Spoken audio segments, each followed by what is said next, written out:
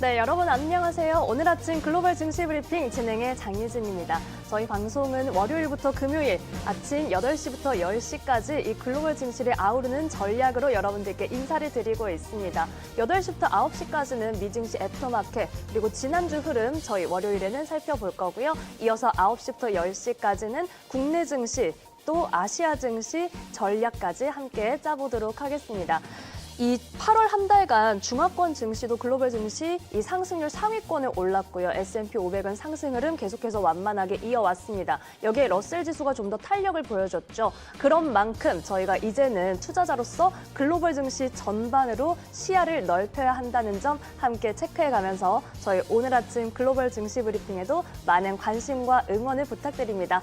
저희 유튜브 라이브로 인사드리고 있습니다. 이 채팅에 댓글과 응원도 많이 남겨주시고요. 또한 의견 남겨주시면 저희가 참고해서 계속해서 알찬 방송 만들어가는데 힘쓰겠습니다. 자, 지난주 금요일에는 미증시가 좀 내림세로 마감을 했습니다. 알리바바에서 AI 칩을 만들었다 이런 소식들이 전해지면서 전반적으로 기술주에 타격을 입혔습니다. 나스닥이 가장 타격이 커서 1% 넘게 내리면서 거래를 마쳤고 아무래도 전반적으로 반도체주도 조금 약한 흐름을 가져갈 수밖에 없었죠. 이런 흐름들 저희가 잠시 후에 함께 체크를 해볼 텐데요. 자, 오늘도 저희 오늘 아침 글로벌 증시 브리핑 첫 순서 바로 소개해드리겠습니다. 한국경제TV 이 당잠사에서 매일 아침 여러분들의 이 하루를 시작하는 새벽 요정들 모셨습니다. 김예림, 오은비 아나운서 함께합니다. 어서 오세요. 네, 안녕하세요. 네, 반갑습니다. 오늘 새벽에 제가 출근할 땐 비가 좀 많이 왔거든요. 두 분은 몇 시쯤에 출근하셨어요? 저희는 이제 월요일이니까 주말에 원고를 미리 쓰거든요. 그래서 오늘은 4시쯤에 출근했는데 제가 출근할 때는 비가 안 왔어요. 아, 그래요? 네, 다행이네요. 저도 안 왔어요. 그렇죠. 네. 그때는 정말 어둡잖아요. 네. 또. 네, 그래서 어두울 때 비가 많이 왔으면 어쩌나 좀 걱정을 했는데 그러게요. 그래도 다행입니다. 네. 자, 그러면은 우선 월요일에는 이렇게 금요일에 마감했던 시장 상황, 또 주말 사이에 나온 뉴스까지 저희가 함께 체크할 수 있도록 준비했는데요. 우선 금요일 마감장 제가 간략히는 전해드렸습니다만 좀 더 자세한 내용 체크해 보겠습니다. 김예림 아나운서가 준비했죠? 네, 맞습니다. 전일장 미국 증시 상황 바로 전해드리겠습니다. 전일장 미국 증시 일제히 하락하고 말았습니다. 8월의 마지막 거래일이었죠. 네. 이날 시장을 움직인 소식이 크게 두 가지 있었는데요. 먼저 미국의 7월 PC의 가격 지수가 지난해 대비 2.6% 증가했습니다. 예상치에는 부합했으나 네. 식품과 에너지 등 이 변동성이 큰 항목을 제외한 7월 근원 PC 가격 지수는요 2.9% 상승하면서 5달 만에 최고 수준을 기록했는데요. 네. 그래도 아직은 인플레이션보다는 고용에 대한 우려에 초점을 두면서 다음 달 금리나 가능성에는 힘이 실리고 있습니다. 7월 PC와 관련한 내용은 잠시 후에 다시 설명해 드리겠고요. 네. 사실 이날 시장을 흐는 건 중국의 알리바바가 차세대 AI 칩을 직접 만들어서 시험 중이다 이런 소식이었죠.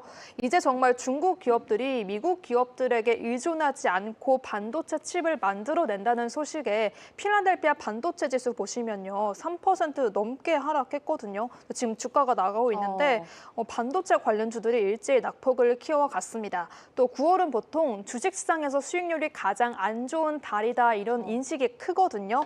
그래서 순환매가 일어난 부분도 있었고요. 또 결론적으로 말씀드리면 전일장 다우지수는 0.2% 하락했고요. 나스닥 지수는 1.15%, S&P 500 지수는 0.64% 하락 마감했습니다. 그래도 S&P 500 지수 보시면 넉 달 연속 상승 흐름은 계속 유지해주고 있습니다. 네, 이렇게 지난주 금요일 마감 상황 좀 체크를 해봤는데요. 우선 지금 아침 7시를 기점으로 이 지수 선물 개장을 했기 때문에 흐름 잠깐 체크를 해보겠습니다. 현재 지금 3대 지수 선물 모두 강보합권 흐름을 보여주고 있습니다. 소폭의 상승 흐름 나타내고 있다는 점에서 이제 금요일장에 낙폭을 조금은 채울 수 있을지 기대를 해봐야 할 텐데요. 하지만 또 하필 오늘이 휴장이기 때문에 맞아요. 이번 주 흐름 저희가 참 여러 가지 이벤트들 그리고 휴장까지 소화를 하면서 잘 체크를 기대를 해봐야 될 것 같습니다. 자, 그럼 이번엔 메가캡 특징주로 넘어갑니다. 앞서 필라델피아 반도체 지수 흐름 확인하시면 반도체주가 정말 큰 타격을 입었다는 것 함께 체크를 할 수밖에 없었는데 그런 만큼 엔비디아로 출발하겠습니다. 먼저 주가 흐름 확인해 보시죠.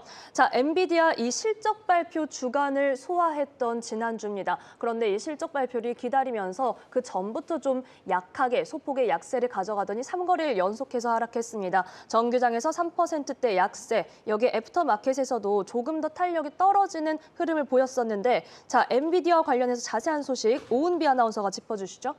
네, 사실 엔비디아가 지난 금요일부터 주말 사이에 소식을 따지자면 한 3개 정도가 있어요. 그래서 약간 덜 중요한 순서대로 제가 나름 기준을 잡아봤는데 네. 일단은 미국 캘리포니아 연방법원이 엔비디아를 상대로 제기됐던 소송을 배심원단 심리로 넘기기로 했어요. 쉽게 말해서 정식 재판에서 따져봐야 된다. 이렇게 판단을 하게 된 거죠.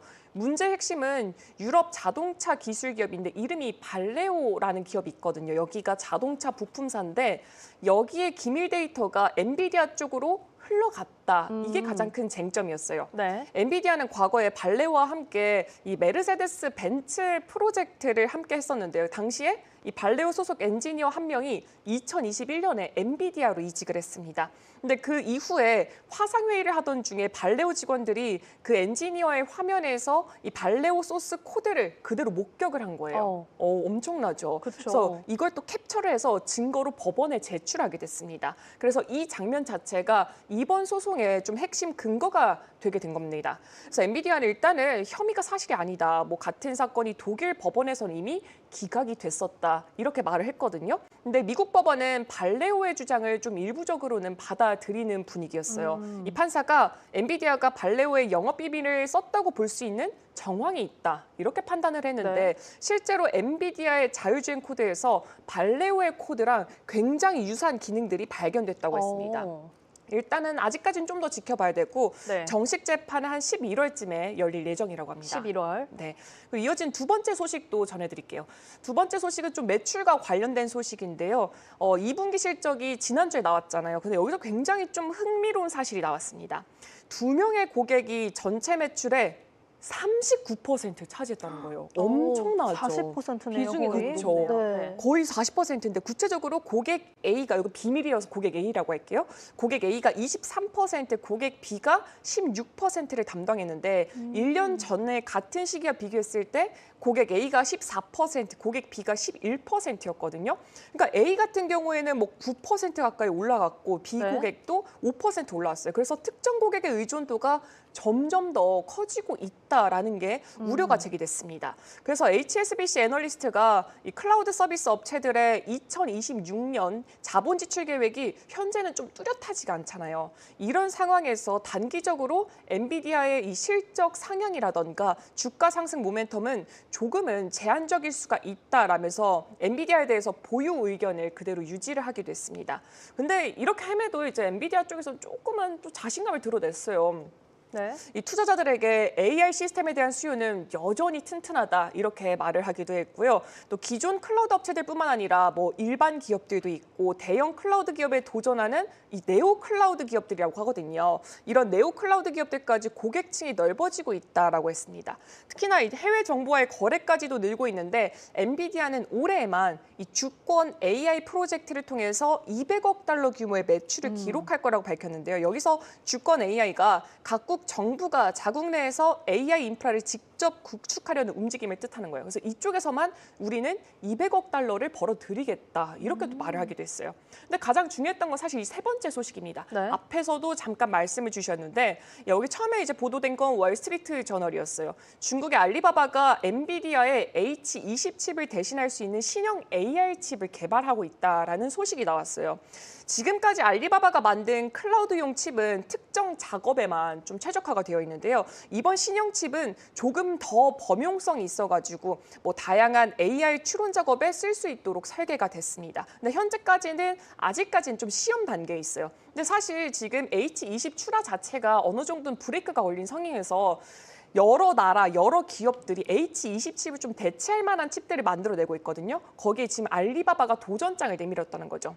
근데 여기서 가장 중요했던 이슈는 중국은 여전히 AI 모델 학습 단계에서는 약세를 보이고 있다는 겁니다. 여기서 학습이란 이 대량의 데이터를 집어넣어서 AI가 스스로 패턴을 익히는 과정인데 이때는 고성능 칩이 꼭 필요해요. 근데 현재 이 시장은 미국 기업들이 이제 엔비디아의 최고 사양 칩을 바탕으로 좀 주도를 하고 있거든요. 네. 알리바바의 새 칩도 학습보다는 추론 중심으로 설계된 게 이런 한계를 좀 반영이 됐다. 어느 정도는 좀 부정적인 의견이 나오고 있어요. 그리고 현지 엔지니어들의 이 얘기를 좀 더 살펴봤더니 일부 중국산 칩들은 이 학습 과정, 이게 가장 좀 포인트인 것 같은데 여기서 과열이 되거나 중간에 멈추는 그런 문제들이 굉장히 많이 발생한다고 합니다. 그래서 결국에는 이 학습 분야의 기술적 약점을 극복하는 게 앞으로도 좀 중국 반도체 업계의 큰 과제로 남아있다. 이렇게 시장은 좀 판단을 하고 있습니다. 네, 제가 오늘 아침에 당잠살이 보면서 이제 출근을 했는데 댓글 중에 뭐 알리바바 때문에 미국 반도체가 타격 입는다는 게 말이 되나요? 뭐 이런 댓글을 달면서 좀 의문을 갖는 분들도 계시기는 하더라고요. 네. 근데 이 부분에 대해서 지금 오은비 아나운서가 우리가 중국 시장과 이 미국 시장의 패권 다툼을 지켜볼 때 어떤 거를 우리가 잘 체크해야 하는지 정말 자세히 짚어주셨습니다. 주말 사이에 나온 소식들도 이렇게 꼼꼼하게 편안하게 체크할 수 있는 오늘 아침 글로벌 증시 브리핑 오은비 아나운서의 코너 계속해서 응원해 주시고요. 자, 저희는 다음 메가캡 특징주 마이크로소프트로 가보죠. 자, 전반적으로 기술주가 약했던 가운데 마이크로소프트 역시 정규장에서 소폭의 내림세로 거래를 마쳤습니다. 자, 오픈 AI의 최대 투자자인데 최근 이 마이크로소프트와 오픈 AI가 조금은 이제 경쟁 구도를 계속해서 가져가는 그런 분위기가 생기고 있어요. 이와 관련된 내용 짚어주시죠. 네, 마이크로소프트가 자체적으로 개발한 2개의 인공지능 모델을 공개를 했습니다. 그동안은 오픈 AI의 모델을 중심으로 지원해왔던 이 흐름에서 벗어나서 독자적인 모델을 내놓으면서 뭐 오픈 AI뿐만 아니라 이 다른 경쟁사들과도 좀 정면으로 우리 맞붙어 보겠다. 네. 이런 의지를 드러냈는데요. 이번에 발표된 거는 음성 모델과 텍스트 기반 모델이에요. 이게 모델명 여기 써 있는데 너무 어려서 안 읽을게요. 네, 읽어주세요. 읽어볼까요? MAI 보이스 1과 MAI 어렵네요. 원 프리뷰예요. 잘하시는데요. 그렇죠. 네. 잘하죠. 근데 이 두 모델은 모두 다 비용 효율성에 조금 더 중점을 크게 두었습니다. 특히나 이 텍스트 기반 모델은 15,000개의 엔비디아 H100 GPU로 학습이 됐는데요. 같은 칩 10만 개 이상을 투입해서 훈련된 모델이 그록 모델이에요. 그 머스크의 그록이거든요. 네. 이거에 비교했을 때는 훨씬 더 적은 자원으로 개발이 된 거예요. 결국에는 마이크로소프트가 이제는 오픈 AI에 대해서 좀 더 의존도를 낮추고 자체 AI 기술력으로 경쟁에 뛰어들었다. 이 점이 굉장히 크게 평가가 되고 있습니다. 근데 이 소식 말고도 조금 더 부정적인 소식이 시장에서는 더 헤드라인 많이 장악을 했어요. 마이크로소프트가 최근에 사내 시위에 참여했던 직원 4명을 해고를 했습니다. 이미 이전에 2명을 해고했고 이번에 네. 추가로 2명을 더 해고를 한 거거든요. 이 4명 같은 경우에는 회사가 이스라엘과의 협력을 중단하고 팔레스타인에 대해서 배상을 해야 된다 이렇게 주장을 해왔었는데요. 이런 가운데 또 이달 초에 공개됐던 보고서가 다시 한 번 더 불씨를 또 지폈습니다. 이 보도에 따르면 이스라엘군 정보기관이 이 팔레스타인인들의 휴대전화 통화 녹음을 대규모로 저장하는 데 마이크로소프트의 애저 클라우드가 사용되고 있다는 사실이 드러나게 됐습니다. 그러니까 한마디로 이스라엘이 팔레스타인 감시 활동에 이 마이크로소프트의 클라우드를 의존하고 있었다. 이 부분이 좀 지적이 된 거죠. 마이크로소프트는 이런 의혹을 좀 둘러싸고 있기 때문에 이 법률 회사에 조사를 의뢰했다고 이렇게 또 말을 하기도 했습니다. 결국에는 이번 해고와 좀 맞물려서 회사가 이스라엘과의 협력 관계가 다시 한 번 더 도마 위에 올랐는데 이게 조금 더 시장에서는 크게 부각이 된 것으로 보여지고 있습니다. 네, 마이크로소프트 내용까지 살펴봤습니다. 또한 이 주말 사이에 오픈 AI가 기업용 시장 진출을 확대한다라고 하면서 더욱더 마이크로소프트와의 이 긴장도를 높이는 소식들도 나오고 있으니까요. 이 점도 함께 체크해 보시죠. 자, 이번에는 메타로 가봅니다. 역시나 AI 시장에서의 경쟁을 계속해서 강화해 가고 있는 메타인데 주가 흐름 먼저 짚어보시죠. 정규장에서는 1%대의 내림세 보였고요. 애프터마켓에서도 조금 더 탄력 떨어지면서 737달러 선 기록했습니다. 자, 메타 내용 살펴볼까요? 네, 메타도 일단 2가지 소식이 있어요. 메타가 인공지능 경쟁력 강화를 위해서 구글이나 오픈 AI와 손을 잡을 가능성이 있다라는 소식을 가장 먼저 들려드릴게요. 네.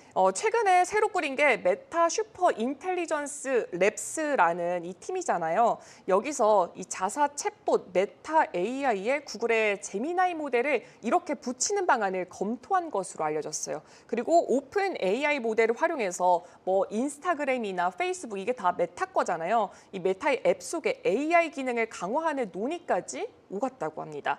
근데 이런 협력은 어디까지나 임시 방편에 그칠 가능성이 크다고 해요. 메타가 현재 진짜로 집중하고 있는 거는 따로 있는데 이게 차세대 자체 모델인 라마5 이게 제가 또 지난주 금요일에 전달해 드렸던 소식이었잖아요. 맞아요. 네. 이게 메타는 사실 라마5에 가장 크게 집중하고 있다고 합니다. 그래서 경쟁사들과 어깨를 나란히 끌어올릴 수준까지 이렇게 좀 하려고 여기에 좀 집중하고 있다고 합니다. 그래서 메타 내부에서는 이미 일부 외부 모델을 사내 도구에 적용해서 직원들이 이용할 수 있도록 좀 하고 있다. 이런 소식이 있었고요. 두 번째는 좀 부정적인 소식이에요. 유명인들의 얼굴과 이름을 메타가 허락 없이 사용했다. 사실 아. 미국은 이런 초상권에 굉장히 예민하잖아요. 그렇죠. 그래서 로이터 보도를 좀 더 살펴봤더니 테일러 스위프트라던가 뭐 스칼렛 요한슨, 앤 해서웨이, 셀레나 고메즈 굉장히 탑스타들인데 이들의 얼굴을 본뜬 AI 챗봇 수십 개가 만들어졌다고 합니다. 근데 여기서 더 심각한 건 아동 연예인을 본뜬 챗봇까지 있었다는 건데요. 16살 배우 워커 스코벨이라는 이 배우가 있는데 이 배우를 모델로 한 챗봇은 실제와 거의 똑같은 그런 나체 이미지를 형성하기도 했습니다. 근데 이 배우 자체가 16살이기 때문에 미국에서는 굉장히 심각한 문제로 그쵸. 받아들였고요. 네. 메타는 이에 대해서 뭐 제품 테스트 과정에서 나온 것이다 이렇게 해명을 하긴 했는데 이미 이 챗봇들이 사용자와 주고받은 대화가 1000만 회 이상이라고 말을 했습니다. 그래서 현재는 메타가 이 문제가 됐던 챗봇들을 일부는 삭제한 상태인데 그럼에도 불구하고 뭐 미국 시장 안에서 그리고 글로벌 시장 우리나라까지도 이 문제가 굉장히 크게 지금 드러나고 있습니다.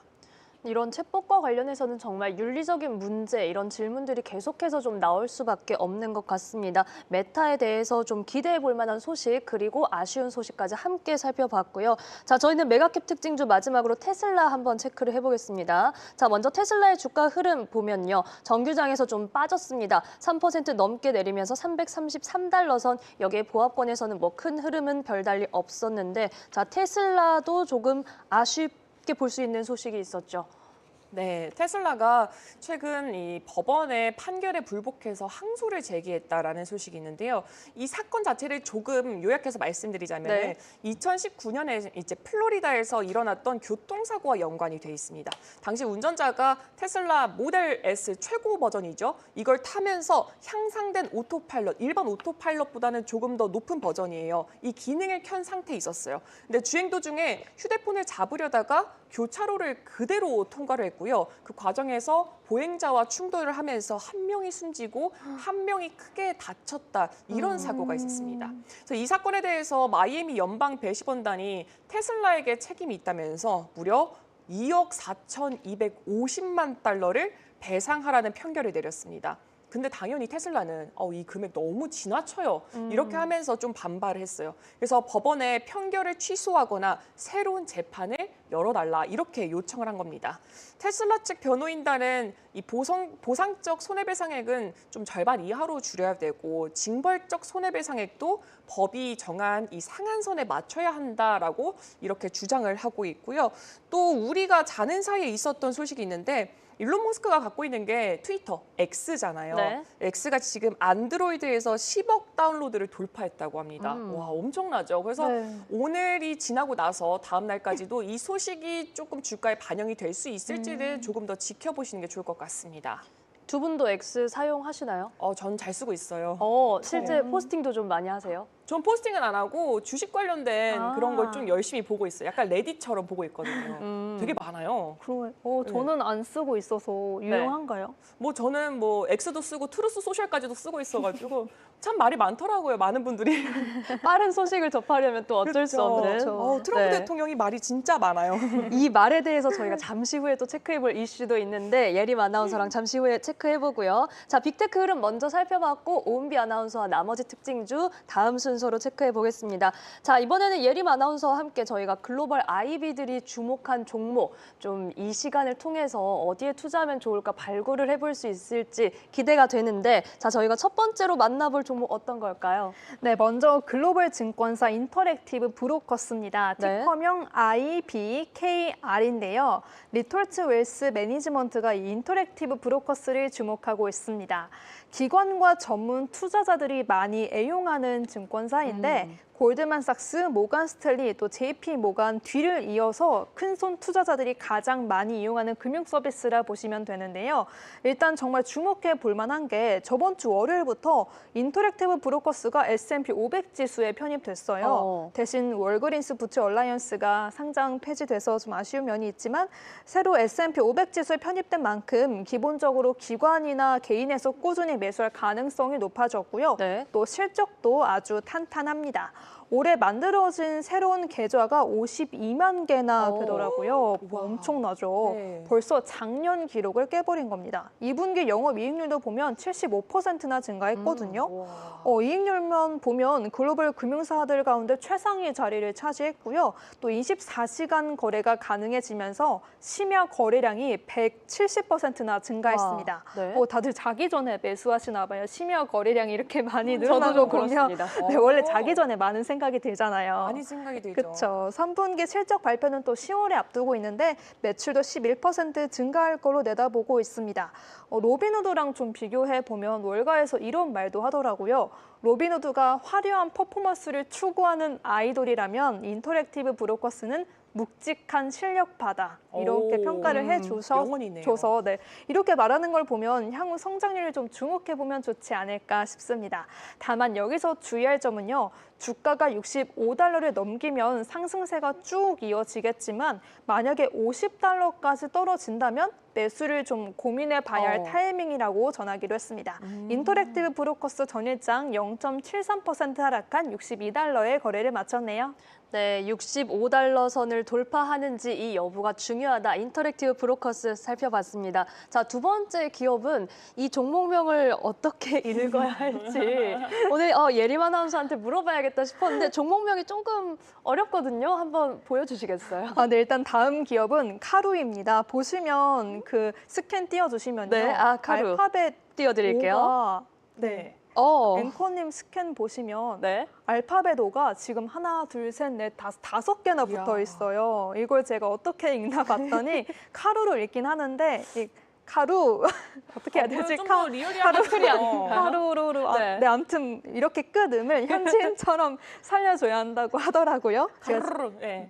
오, 잘하죠? 네, GPT한테 물어봤는데 일단 카루로 저는 읽기로 했습니다. 네. 카루의 본사가 현재는 싱가포르에 있지만 원래 뿌리는 남아공, 그러니까 남아프리카 공화국이었습니다. 네. 그래서 지금 주요 사업도 남아공에서 진행되고 있는데요.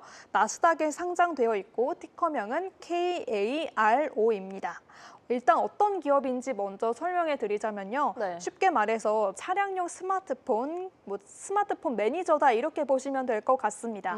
차량의 위치를 추적해주고 사고나 고장이 나면 보험사에게 알림이 가고 또 운전 습관을 분석해 준다고 하는데 주로 물류회사에서 많이 쓴다고 하더라고요. 다시 투자 의견으로 돌아와 보면 UBS가 이 카루에 대한 투자 의견을 매수로 제시하고 목표가는 60달러로 제시했습니다. 투자 의견을 매수로 제시했는지 왜 그 이유를 살펴보면 첫 번째로는 동남아시아로 사업을 확장하고 있어서 내년과 내후년에 연간 성장률이 각각 19% 정도 될 걸로 보고 있고요. 네. 두 번째로는 지금 경쟁사 대비 주가가 50% 정도 저렴한데 이건 사실 남아공 중심으로 사업이 진행되고 있기 때문이거든요. 그러니까 이제 동남아시아로 사업을 확장시킨다면 주가는 저렴하니까 투자자들이 매력을 느낄 것이고 성장률도 꽤 믿을만하니 매수세가 유입될 수 있다고 보고 있는 것입니다. 성장 잠재력을 눈여겨보고 있다 이렇게 이해하시면 될 것 같고요. 전일장 카루의 주가 흐름 보면요. 주가는 0.24% 소폭 상승한 52달러에 거래를 마쳤습니다. 네, UBS에서 상승 여력이 남아있다라고 분석한 카루 약간 좀 이 남미의 바이브를 살려야 네. 하는 건지 조금 어렵지만 그래도 이 유망한 종목 살펴봤습니다. 자, 세 번째 종목은 그래도 저 앞선 종목들은 조금 낯설다 싶은 부분이 있었다면 세 번째 종목은 약간 이번 주의 주인공이 될 수도 있지 않을까 싶거든요. 어떤 종목이죠? 네, 바로 말씀 주신 것처럼 브로드컴입니다. 이번 주 네. 실적 발표를 앞두고 있죠. 오펜하이머가 브로드컴에 대한 투자 의견을 아웃퍼포머로 유지했고요. 목표가는 $20 올려서 $325로 제시했습니다. 그러니까 뭐 이번에 나올 실적이 꽤 탄탄할 것이다 이렇게 보고 있는 거겠죠. 오펜하이머는 브로드컴은 엔비디아의 뒤를 이을 넘버 2 AI 프랜차이즈다 이렇게 평가를 했습니다. 브로드컴이 특히 이제 에이직 칩이죠. 특수한 목적을 위해 맞춤형 반도체 칩을 제공하는 걸로 유명한데요. 네. 그러니까 비트코인을 채굴하는 기업이라면 딱 비트코인을 채굴할 수 있도록 칩을 설계하고요. 요즘 빅테크 기업들이 많이 하는 거대 언어 모델도 딱 AI가 학습하고 추론할 수 있도록 그 목적에 맞춰서 알맞은 기능을 할 수 있게 도와주는 기업이라 보시면 됩니다. 그래서 앞으로도 빅테크 기업들이 이 브로드컴의 맞춤형 칩을 많이 이용할 것이기 때문에 안정적으로 꾸준히 매출이 성장할 수 있다고 전망하고 있는데요. 브로드컴의 실적이 또 우리 시간 금요일에 나오나요? 네, 맞죠? 맞습니다. 네, 그때 우리 은비 아나운서가 자세히 실적을 전해드릴 예정입니다. 감사합니다. 네. 네, 이번 주에 브로드컴 실적 체크를 해보겠고요. 브로드컴이 이제 이전에는 그러면 목표가가 이번에 $20가 상향이 됐기 때문에 이전 기존의 목표가는 $305 선이었다는 겁니다. 그러니까 지금 금요일장에서 내리기 전이 이미 목표가를 달성한 상태였는데 오펜하이머 측에서 지금 이 시기에 투자 의견 그리고 목표가 상향을 줬다는 거는 정말 눈여겨볼 만한 소식인 것 같습니다. 자, 이렇게 김예림 아나운서와 함께 글로벌 IB들의 종목들 살펴봤고요. 저희는 다시 특징주로 돌아오겠습니다. 자, 이번에 만나볼 특징주 지금 오은비 아나운서가 준비한 특징주가 펩시코인데 네. 제가 펩시코 화면이 준비가 안 되어 있네요. 내용 먼저 체크해 볼까요? 네, 펩시코는 뭐 펩시로 잘 알려진 그 브랜드인데요. 펩시코가 에너지 음료회사 셀시우스의 지분을 다시 한 번 더 늘렸어요. 셀시우가 뭔지 조금 어색할 수 있어서 제가 지금 화면으로 띄워놨는데 네. 화면을 띄워주실 수 있다면 화면을 딱 띄워주세요. 이게 셀시우스의 어디 많이 보죠? 화려하네요. 그렇죠. 되게 화려하죠. 이게 셀시우스가 가지고 있는 음료 브랜드예요. 근데 이게 지금 미국의 MZ들이라던가 아니면은 그렇게 건강이나 다이어트를 되게 좋아하는 그런 분들 사이에서는 굉장히 핫한 브랜드 중 하나거든요. 이번에 이제 펩시코가 셀시우스에 5억 8,500만 달러를 들여서 우선주 5%를 추가로 사들이면서 펩시코의 전체 지분율을 11%까지 올렸습니다. 사실 펩시코는 2022년에 5억 5천만 달러를 투자를 해서 셀시우스 지분 8.5%나 이미 확보를 한 상태였는데요. 이번에 추가 투자 자체가 단순히 뭐 재무적 투자다 이게 아니라 셀시우스의 성장을 이 자사의 유통망과 연결하려는 이 전략적 성격이 굉장히 크다라고 분석이 되고 있습니다.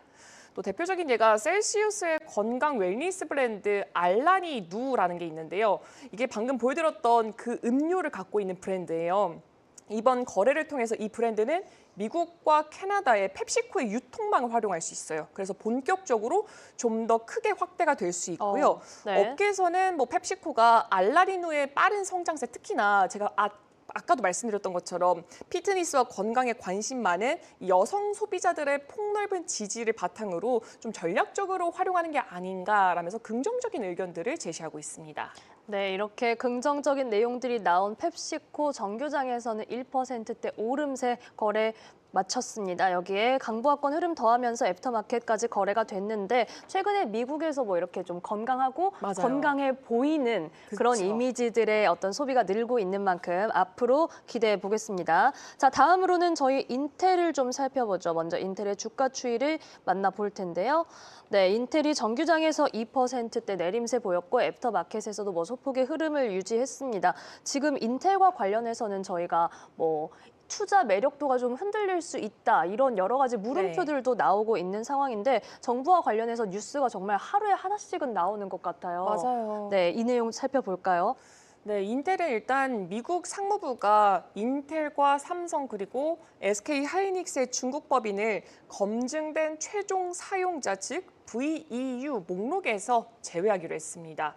원래 이 자격이 있으면 미국 정부의 별도의 허가가 없어도 이 반도체 장비를 중국으로 이렇게 들여올 수가 있었거든요. 근데 내년 1월부터는 장비를 반입할 때마다 이 건건이 허가를 받아야 됩니다. 절차가 훨씬 더 까다로워진 거예요. 근데 다만 다른에 있는 인텔 반도체 유한 회사는 조금 상황이 다르다고 합니다. 이 회사는 과거에 SK 하이닉스가 인수를 했어요. 아, 네. 그래서 인텔이 직접적으로 받는 타격은 크지 않을 거라는 분석입니다. 근데 그렇다고 해서 또 완전히 자유로운 게 아닌 게 이번 조치가 미국 정부의 대중 전략, 즉 중국을 견제하는 큰 흐름 속에서 나온 결정이기 때문에 장기적으로는 뭐 인텔이나 삼성, SK 하이닉스 모두 다 영향을 받을 수밖에 없다 이런 해석이 나오고 있습니다.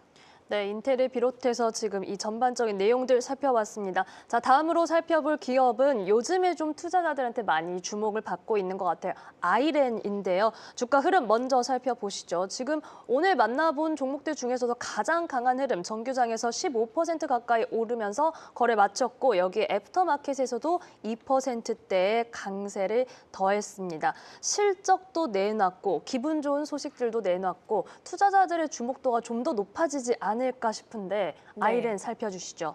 네, 아이렌이라는 기업이 조금 생소하신 분들이 있을 것 같아요. 비트코인 채굴과 AI 클라우드 인프라를 함께 지금 영위를 하고 있는 기업이 아이렌입니다. 네. 네, 이번에 실적 발표를 했어가지고 제가 금요일장에서도 아이렌 주가 많이 올라갑니다. 이런 말씀을 좀 드렸던 맞아요. 것 같아요. 네. 근데 여기에 더불어서 엔비디아와의 협력 소식까지 있으면서 지금 52주 신고가를 달성을 했습니다. 일단 먼저 실적 얘기를 드려보자면은 2025 회계연도에 창사 이래 첫 연간 흑자를 달성했습니다. 그리고 4분기 매출도 작년과 대비했을 때 228%. 와, 엄청나죠? 와. 228%나 급증을 네. 했고요. 주당 순이익 역시 21센트를 기록했는데 이게 또 시장 예상치를 훨씬 더 웃도는 성적이었습니다. 근데 여기서 무엇보다도 이 투자자들의 눈길을 끄는 게 AI 클라우드 사업 전환 기대감입니다. 아이렌이 엔비디아로부터 우선 파트너 지위를 확보했다 이렇게 전했는데요. 이거 좀 쉽게 말했을 때 엔비디아의 최신 칩 공급에서 조금 더 유리한 위치에 자리하게 됐다라는 겁니다. 실제로 아이렌은 GB300 칩 구매를 위해서 약 1억 달러 자금 조달까지 했다고 합니다. 그래서 이 CEO 이름이 로버츠인데요. 이 로버츠 CEO가 이 지위가 칩 공급을 안정적으로 확보하면서 고객 기반을 넓히는데 굉장히 도움이 많이 될 것이다라면서 긍정적인 전망을 제시했고요. 아이렌이 급성장하는 AI 클라우드 시장에서 빠르게 대응할 수 있는 플랫폼을 갖췄다라면서 자신감까지 드러냈어요. 그래서 아무래도 이 긍정적인 전망과 자신감이 그대로 주가에 녹아든 모습이죠. 지금 이렇게 옆에 보면은 14.93%, 애프터마켓에서도 2%가 넘는 강한 흐름을 보여줬습니다. 네, 잘 해왔고 앞으로도 잘할 거라는 기대감까지 심어주는 아이렌 앞으로도 좀 주목해볼 필요가 있겠습니다. 자, 이번에는 캐터필러 살펴보겠습니다. 캐터필러는 뭐 관세 전쟁 이후에 그래도 봄에 오히려 이후에 주가는 상승 흐름을 보여줬습니다. 네. 그런데 어떤 타격을 피할 수는 없다라는 분석이 좀 나오는 것 같은데 정규장에서 3% 넘는 내림세를 보여줬습니다. 여기에 애프터마켓에서 그래도 조금 회복하면서 421달러 선, 뭐 420선에서 좀 등락을 하면서 거래를 마친 셈이 됐는데요. 캐터필러와 관련된 내용들 체크해 볼까요? 네, 캐터필러가 올해 관세로 인해서 18억 달러의 추가 비용이 발생할 수 있다고 이렇게 밝혔어요. 이게 네. 가장 큰 이슈였는데요. 관세 부담이 커지면은 제품 가격 경쟁력이 떨어지잖아요. 결국에는 수익성에도 타격을 줄 수 있겠다라는 이 우려감이 시장에 잠식됐습니다. 이 소식에 캐터필러 주가는 이제 3% 넘게 하락했는데 이후에 증권사 오펜하이머에서도 분석을 내놨습니다. 캐터필러의 목표 주가를 지금은 이제 420달러 선에서 등락을 반복하고 있는데 기존에는 493달러로 세팅을 해놨었거든요. 근데 480달러까지 낮췄습니다. 그래도 다행히 투자 의견 자체는 시장 수익률 상회 이걸 좀 유지를 하긴 했는데 아무래도 좀 목표 주가 자체가 떨어졌기 때문에 오늘 이제 다음 화요일장에서도 영향을 줄 수 있는지 이걸 조금 더 지켜봐야 될 것 같습니다. 네, 여전히 상승 여력이 남아 있다고는 평가받지만 눈높이는 조금 내려온 캐터필러. 아무래도 뭐 초반에는 내수 안에 내에서 그래도 강세를 가져갈 것이다라는 기대감이 있었지만 비용에 대한 부분을 체크할 수밖에 없는 상황입니다. 자, 이번에는 지금 바이오젠 살펴보겠습니다. 이게 알츠하이머 치료제도 뭐 비만만큼이나 혹은 맞습니다. 그 이상으로 사실 너무 슬픈 질병이기 때문에 정말 좀 완벽한 치료제가 나오기를 정말 시장에서도 뭐 시장 밖에서도 많은 분들이 기대하고 있지 않을까 싶은데 우선 정규장에서 소폭의 내림세 보였지만 애프터마켓에서는 이를 뛰어넘는 상승세 1% 넘는 흐름을 보여주었습니다. 바이오젠과 관련된 내용 짚어주시죠. 네, 바이오젠 같은 경우에는 주말에 소식이 나왔어요.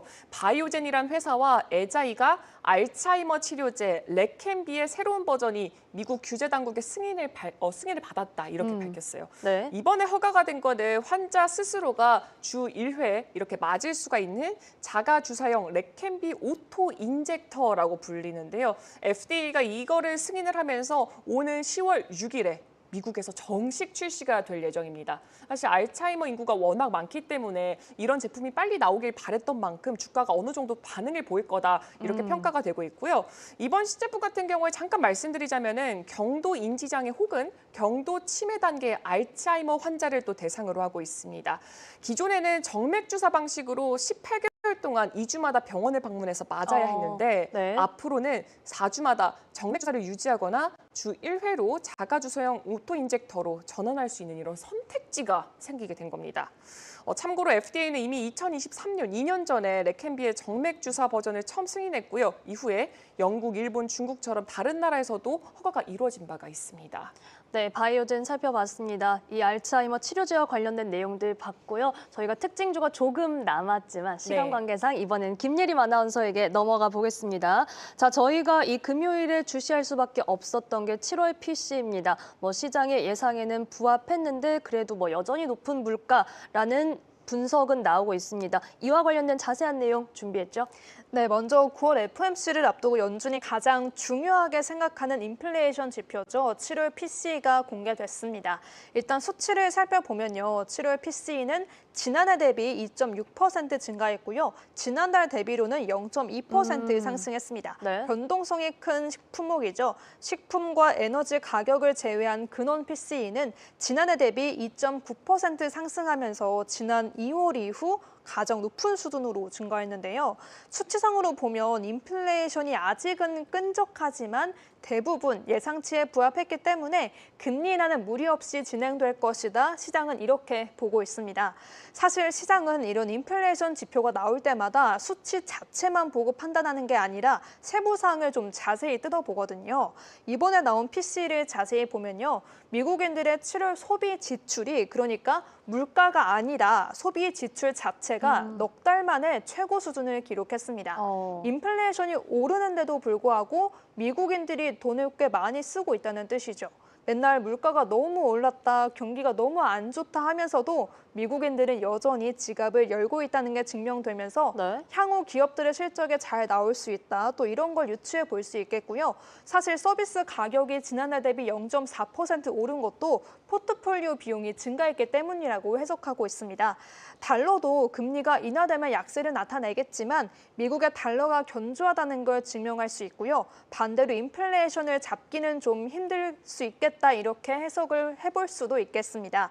이번 주는 9월 첫째 주인 만큼 고용 주간이잖아요. 지금 제 스캔 한번 띄워주시겠어요?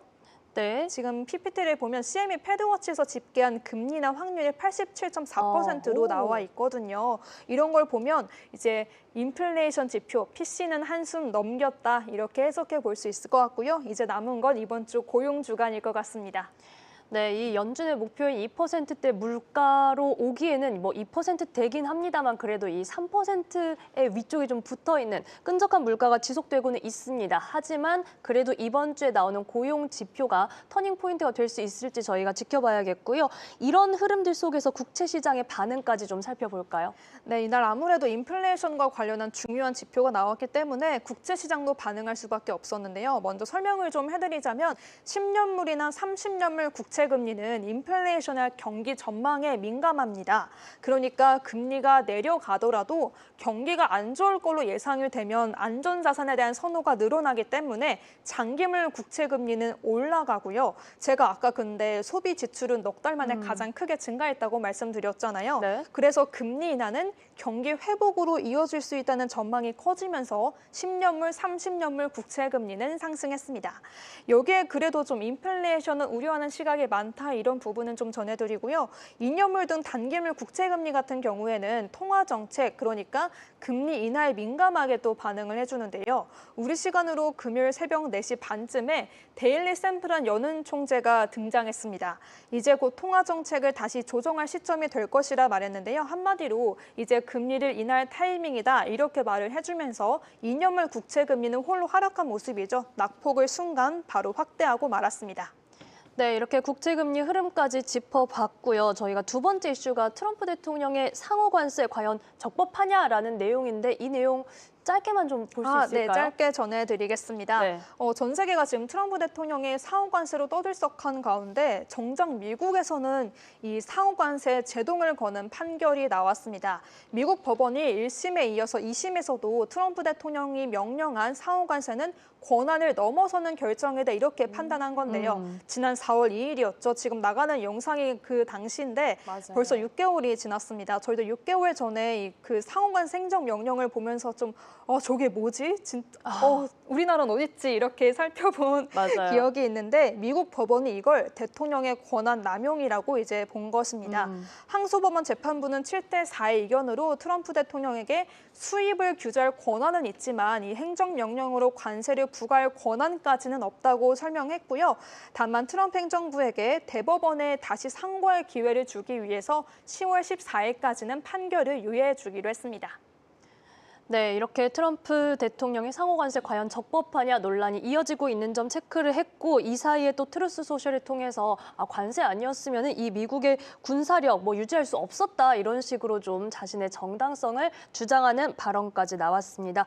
자, 오늘은 또 시간 관계상 여기까지 살펴보도록 하죠. 자, 오늘 아침 글로벌 증시 브리핑 이 김예림 아나운서, 오은비 아나운서와 함께 지난주 미국장 흐름 살펴봤고요. 저희는 잠시 후에 돌아오겠습니다. 고맙습니다. 네, 고맙습니다.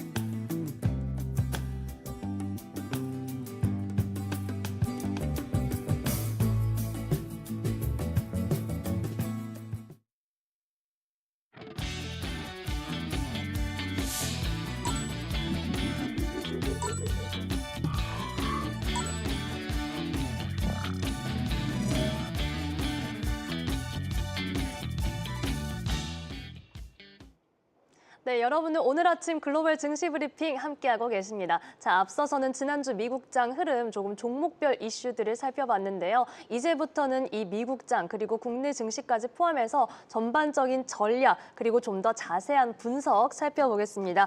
자, 오늘은 매주 월요일을 열어주실 분 모셨습니다. 김선영 LNS 홀딩스 대표 나오셨습니다. 대표님 안녕하세요. 반갑습니다. 처음 인사드립니다. 네네. 제가 대표님의 명성은 익히 듣고 보고 왔는데, 자, 오늘 저희 첫 출연해주신 소감 좀 여쭤봐도 될까요? 네, 해외 시장을 이제 국내로 이어가는 방송이잖아요. 시간대가 딱 그렇게 넘어가더라고요. 네. 오히려 저는 그래서 더 재밌고 또 기대가 어. 되기 때문에 앞으로 또 좋은 내용 또 앵커님과 함께 잘 준비해서 더 이제 유익한 내용을 많이 남겨드리면 좋겠다라는 개인적인 생각으로 왔습니다. 네, 저희 프로그램에서 이렇게 글로벌 증시 전반적으로 아우르는 내용들 체크하고 있기 때문에 더욱더 대표님의 전략이 필요한 순간입니다. 자, 매주 월요일과 화요일은 김선영 대표님과 앞으로 함께 할 텐데요. 자, 미증시가 뭐 8월 한 달간 봤을 때 S&P 500 그래도 소폭의 오름세를 보여주고 계속해서 정말 조금씩 뭐 최고치 경신을 해오기는 했습니다.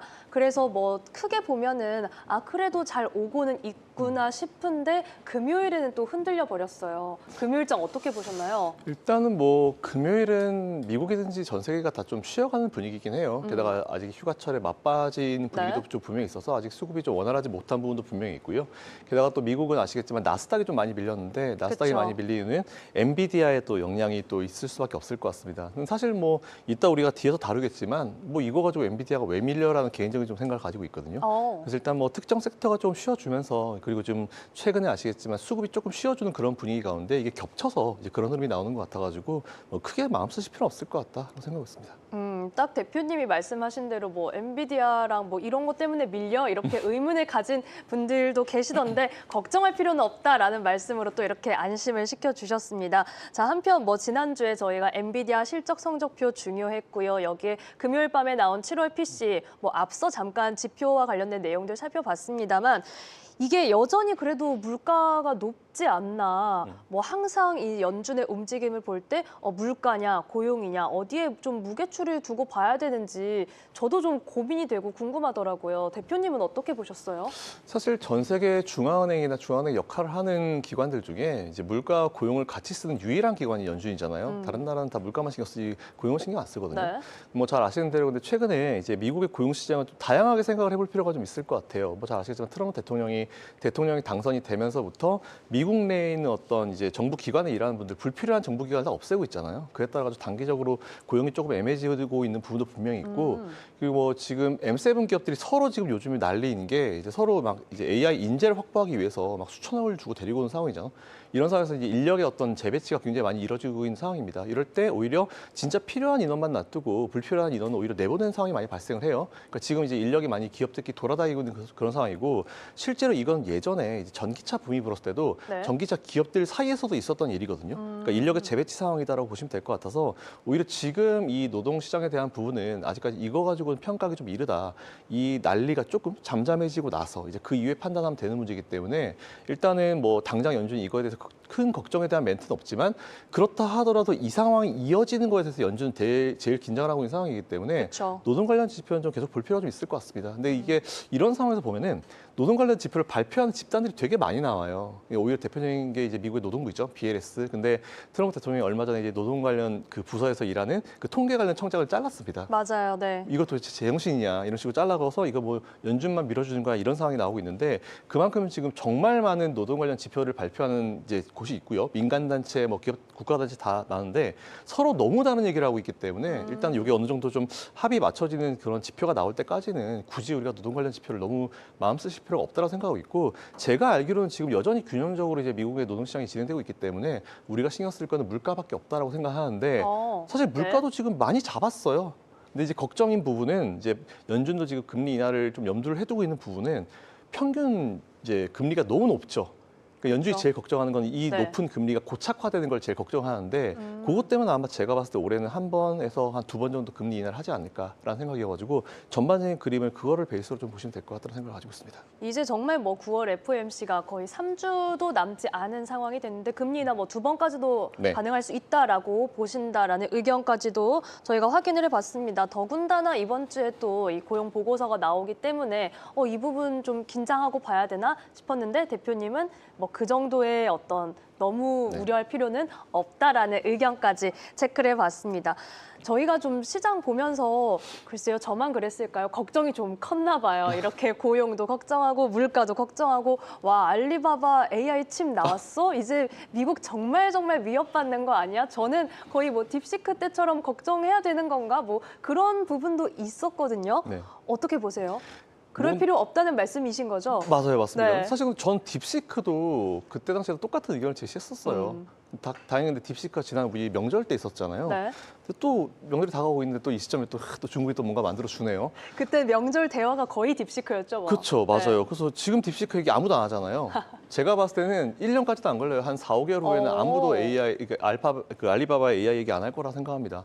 그게 왜냐하면은 제가 그래도 우리 작가님이랑 아까 얘기하다가 되게 좋은 네. 비유라고 말씀하셔서 제가 비유를 말씀을 드리는데 그 메이저리그의 엄청난 슈퍼스타 오타니 쇼헤이 있잖아요. 있죠, 네. 오타니 쇼헤이가 있는데 이건 어떤 거냐면 오타니 쇼헤이가 엔비디아예요. 근데 이제 저기 일본의 어떤 고등학생이 170km를 던져요.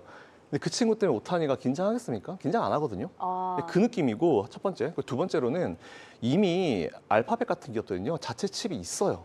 근데 그 자체 칩을 언제부터 개발했는지 아십니까? 2016년도. 지금은 기억이 안 나지만 이제 많이 네. 잊혀졌지만 알파고. 우리 이세돌 구단님께서 이겼었던 알파고 때부터 이제 구글은 작정하고 자체 칩을 만들었어요. 근데 문제가 뭐냐면 10년이 지났는데도 그 칩 별로 안 씁니다.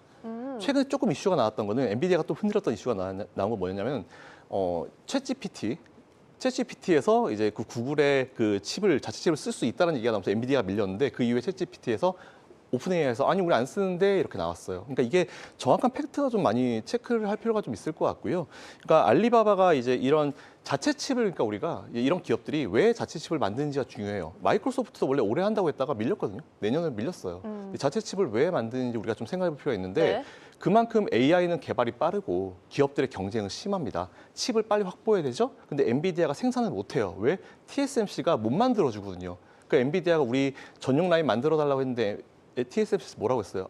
그러기 싫은데 그랬어요. 그러다 보니까 자꾸 생산량이 제한되다 보니까 자기들은 빨리 성장해야 되고 칩이 많이 필요한데 AMD 좀 떨어지는 것 같아. 이런 느낌이니까 우리가 아니면 미래를 보고 개발해야겠다라고 하는데 개발은 할 수 있죠. 근데 사실 이런 칩 자체가 10년이란 이 시간 동안 일주일에 뭐 몇백 시간씩 수백 명의 그 기술자들이 달려들어가지고 해도 될 똥말똥이에요. 그렇기 때문에 알리바바가 지금 칩을 만든다? 알리바바라는 기업 잘 아시겠지만 원래 제가 마인 회장 되게 좋아하거든요. 거의 유일하게 중국 CEO 중에 제일 좋아하는데 네. 중국이 알리바바를 때려서 알리바바 휘청했다가 이제 다시 좀 살아나고 있는 상황이잖아요.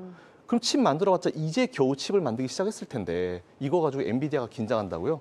오타니 쇼에 신경도 안 쓸 거예요. 오타니 쇼의 이 비유가 정말 네. 좀 찰떡같이 들어맞습니다. 정말 좀 안심해도 되겠다 싶은데 그럼에도 불구하고 한편 뭐 필라델피아 반도체 지수 3% 넘게 빠지고 하니까 네. 어쨌든 숫자를 보고는 조금 놀라게 되기도 하고 그래서 그러면 반대로 왜 이렇게 주가가 반응을 하는 건지 뭐 단지 수익 실현 나오고 오히려 기회가 될 수도 있는 건지 이런 생각이 들거든요. 일단 저는 밀렸을 때가 기회라고 생각하고요. 이게 또 왜 그럴 수밖에 없냐면 네. 사람들은 이제 원래 우리가 항상 얘기할 때 시장을 압도하는 어떤 이제 이런 그 한 기업이 다 모든 시장을 장악하면 안 된다라고 하잖아요, 우리가. 그래서 이제 정부도 많이 제한을 하잖아요. 네.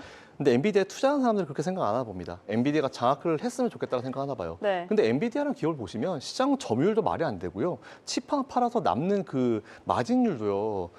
마진율 떨어졌다고 뭐라고 하는데 마진율 70% 80%인 상품이 뭐가 있을까요? 솔직히. 눈높이가 너무 높은 거네요. 맞아요. 그게 제일 포인트입니다. 그러니까 엔비디아 실적 발표될 때마다 시장이 놀라고 있는 거는 네. 아무도 너희들에게 월가예요. 월가 너희들에게 기대하라고 아무도 얘기를 안 했는데 자기들 마음대로 기대하고 예상치를 올려버려요. 근데 그거보다 안 나오면 자기들이 삐진 거죠. 그걸 자기들 마음대로 생각하고 자기들이 그런 상황이 발생하니까 되게 어이가 없는 거예요. 그러니까 이것도 보면은 엔비디아가 더 압도적으로 시장을 장악해 주기를 바라는 것 같습니다. 게다가 또 하필 중국 기업이잖아요. 네. 중국 최근에 보시면 아시겠지만 AI 쪽에 엄청난 투자를 많이 하고 있어요. 근데 투자를 많이 해서 될 것 같았으면은 수년 전에 반도체 굴기할 때는 왜 못했겠어요? 그때 삼성 잡겠다 했거든요. 근데 그 그랬죠. 이후에 돌아오는 건 뭐예요? 지금 경제 위기잖아요, 중국. 그러니까 이런 것 자체가 봤을 때 이거 가지고 엔비디아 걱정한다? 이건 진짜 아닌 것 같아요. 그래서 이건 너무 과한 걱정이다. 지금 걱정할 게 그렇게 없나? 라는 생각이 들고 네. 어떻게 보면 좀 시장에서 좀 잠잠하죠. 왜냐하면 무역 협상도 어느 정도는 주요 기업들이 다 주요 국가들이 다 끝난 상황이고 그쵸. 새로 뭔가 이슈가 나올 게 없긴 해요. 그러다 보니까 이런 자잘한 이슈 하나에 긴장을 하는 건데 알리바바를 엔비디아가 신경 쓴다? AMD도 신경 안 쓰는데? 이렇게 답을 좀 내릴 수 있을 것 같습니다. 그럼 지금 말씀 나온 김에 그냥 곁다리로 하나만 네. 여쭤볼게요. AMD는 신경 쓸 만합니까? 아니면 여전히 엔비디아는 그래도 오타니 쇼헤이의 위상이니까 그렇습니까? 오타니 쇼헤이가 이제 엔비디아라고 보시면 될 것 같고요. AMD는 누구라 볼까요? 또 되게 잘하는 기업인데 아직까지 치고 올라오지 못한 우리 김혜성 선수로 할까요?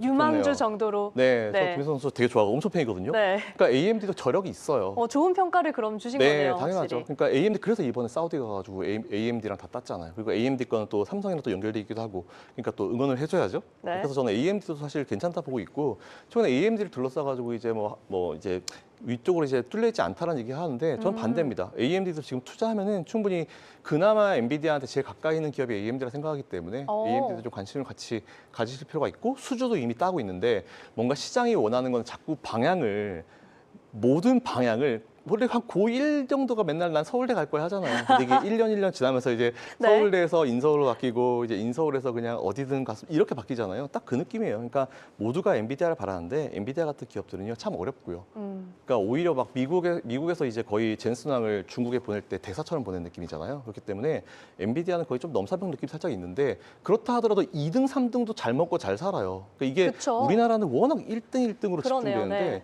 2등, 3등 잘 먹고 잘 살거든요. 삼성전자 1등 할 때 SK하이닉스 잘 먹고 잘 살았어요. 그리고 지금 SK하이닉스 1등 하지만 삼성전자 잘 먹고 잘 살거든요. 그러니까 너무 우리는 1등 위주로 볼 필요가 없을 것 같다. 이에 따라서 AMD도 충분히 관심을 가질 필요가 있을 것 같다. 2등, 3등도 분명히 잘할 수 있다. AMD에 대한 얘기도 들어봤고 지금 대표님 말씀 전반적으로 들으니까 엔비디아 입장에서 참 외롭다는 생각이 들 것도 같다. 눈높이가 너무 높다 이런 생각 듭니다. 그러면 지금 대표님 지금까지 이야기들을 종합했을 때 이건 시장이 사실 많이 어쨌든 올라왔기 때문에 걱정하는 것 네. 같거든요. 근데 크게 하락장으로 이제 흘러갈 것이다 이런 걱정까지는 할 필요 없겠네요. 지금 잠깐 숨고르기라고 보면 될까요? 시장에 대한 얘기를 물어보시면 네. 일단 저는 3분기까지는 조심하시라는 말씀을 좀 드려요. 원래 8월 9월 재미없습니다. 그쵸, 네, 맞아요. 8월 9월 재미없고 이 미국이 사실 많이 올랐어요. 많이 올란 부분도 분명히 있고 시장이 제일 걱정하는 건 뭐냐면 오히려 악재가 나오면 괜찮아요. 악재가 나오면 분석해서 그냥 언제까지만 버티면 되겠다라고 생각하는 게 있죠. 근데 지금처럼 별다른 이슈 없고요. 네. 불확실성 크고요. 이런 거 그쵸. 시장이 딱 싫어요. 그러다 보니까 요즘에 파생 시장, 옵션 시장 굉장히 정신없습니다. 그래서 일단 봤을 때는 저는 3분기까지는 좀 지켜봐야 된다. 미국이도 우리나라도 똑같이 좀 지켜봐야 된다는 생각을 가지고 있고 지금 오히려 이제 미국이 제재를 좀 세게 하니까 이제 그 친한 친구들 넷이 모였잖아요. 중국이랑 러시아랑 이제 북한이랑 인도가 왜 있는지 모르겠는데 여기 꼈더라고요. 네.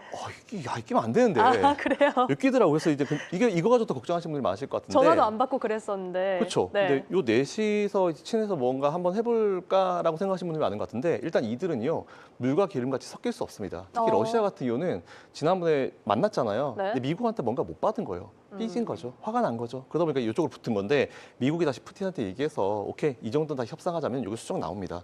그리고 북한은 그냥 일단 와해서 그냥 동생같이 느낌으로 붙은 거고 인도는 사실 의문부예요. 모르겠어요. 왜 거기 있지? 뭔가 협상이 잘 안 되나? 협상 카드로 쓴 것 같다 느낌이고 그렇게 나오면 이제 중국이거든요. 중국은 아시겠지만 이제 트럼프 1기 때 괜히 붙었다가 지금 저렇게 돼 있잖아요. 네. 그 트럼프 1기 때도 중국이 자기들이 힘이 세니까 혼자서 미국이랑 붙다가 저렇게 됐어요. 근데 2기 때 오니까 자기들 경제 상황이 안 좋거든. 그러다 보니까 같이 한번 해보자라고 이제 유럽한테 얘기했는데 유럽 아무도 안 도와줬죠. 그나마 이제 친한 친구들 러시아, 이렇게 북한 이런 친구들이랑 같이 하고 있는데 그것도 오래 못 간다 봅니다 저는. 그러면은 저희가 개장을 이제 데뷔하기 전에 한 가지 정말 짧게만 네네. 여쭤볼게요. 중국 증시도 가파르게 최근에 올라왔거든요. 네. 지금 매력도 있다고 보시는지 아니요, 지금 하면 안 된다고 봐요, 아니다. 저는. 네, 안 왜냐하면 된다. 중국이 왜 올랐는지 봐야 돼요. 경제 네. 상황이 좋아졌어요? 아니에요. 그러니까 중국이 지금까지 왜 했냐면은 계속 걔네들이 자랑이 생산이잖아요. 경제가 안 좋으니까 생산을 해가지고 이걸 해외로 수출을 해야 됩니다. 그러다 보니까 이제 1분기 때는 원래 컨테이너 운임주가 비수기인데 1분기 때부터 떴어요. 그런데 갑자기 우리가 듣도 보도 못한 테무, 시인 같은 애들이 나왔죠. 근데 그걸 처음에 팔다가 그것도 네. 안 먹히기 시작했어요. 그러다 보니까 계속 공급을 늘렸죠. 공급을 늘리면 가격이 떨어지잖아요. 근데 공급을 제한시켰죠. 중국한테 일석이조예요. 미국을 제재시킬 수 있고 두 번째로는 공급을 제한시키면 가격이 올라가요. 그 주식시장이 왜 올라가냐면은 가격이 앞으로 올라가가지고 매출이 증가할 것이라는 기대감이 들어가고 있는데 이거 제가 봤을 때 중국이 거의 마지막으로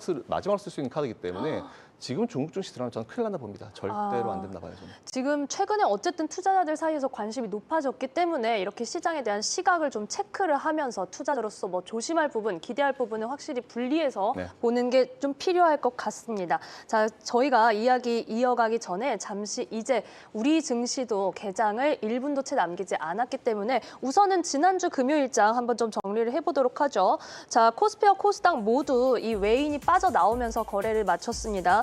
여기에 지금 뭐 3,200선을 잠깐 회복했지만 바로 다시 한번 벗어나는 흐름을 보여줬고 그래도 이 시총 상위주가 전반적으로 약했음에도 불구하고 조선 그리고 조선 기자재에 대한 기대감이 다시 한번 올라오면서 그래도 강세 섹터의 흐름을 보여줬습니다.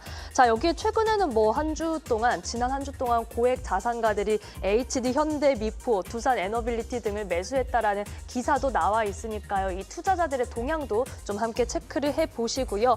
코스닥에서는 시총 1위 알테오젠이 홀로 좀 강한 탄력을 보여줬는데 코스피로 옮겨갈 수 있다. 뭐 이런 내용들이 좀 본격적으로 나오기 시작하면서 이 코스피 이전 상장 뭐 계획은 내년으로 전망이 되고 있는데 이와 관련해서도 뭐 갑론을박이 나오고 있습니다. 여기에 알테오젠이 어떤 투자자들의 기대감을 가져갈지도 체크를 해봐야겠고요. 자, 지금 말씀드리는 순간 9월 1일 증시 개장했습니다. 9월 첫 번째 거래일 과연 어떻게 출발하게 될지 지난주 후반에 점점 벗어났던 외국인들의 수급은 뭐 이번 주에는 어떻게 움직일지 저희가 함께 체크를 해봐야겠습니다. 자, 먼저 지수 확인해 볼 텐데요. 자, 코스피와 코스닥 오늘 하락 출발합니다. 코스피가 0.67% 내리면서 3,164선에 출발을 하고 있고 낙폭이 조금 커지는 듯한데 지켜보겠습니다. 자, 코스닥도 오늘 출발 지수 확인해 보시죠. 0.32% 내리면서 794선에 출발하는 코스닥입니다. 오늘 시총 상위주들의 흐름은 어떨까요? 먼저 코스피 시총 상위 살펴보시죠.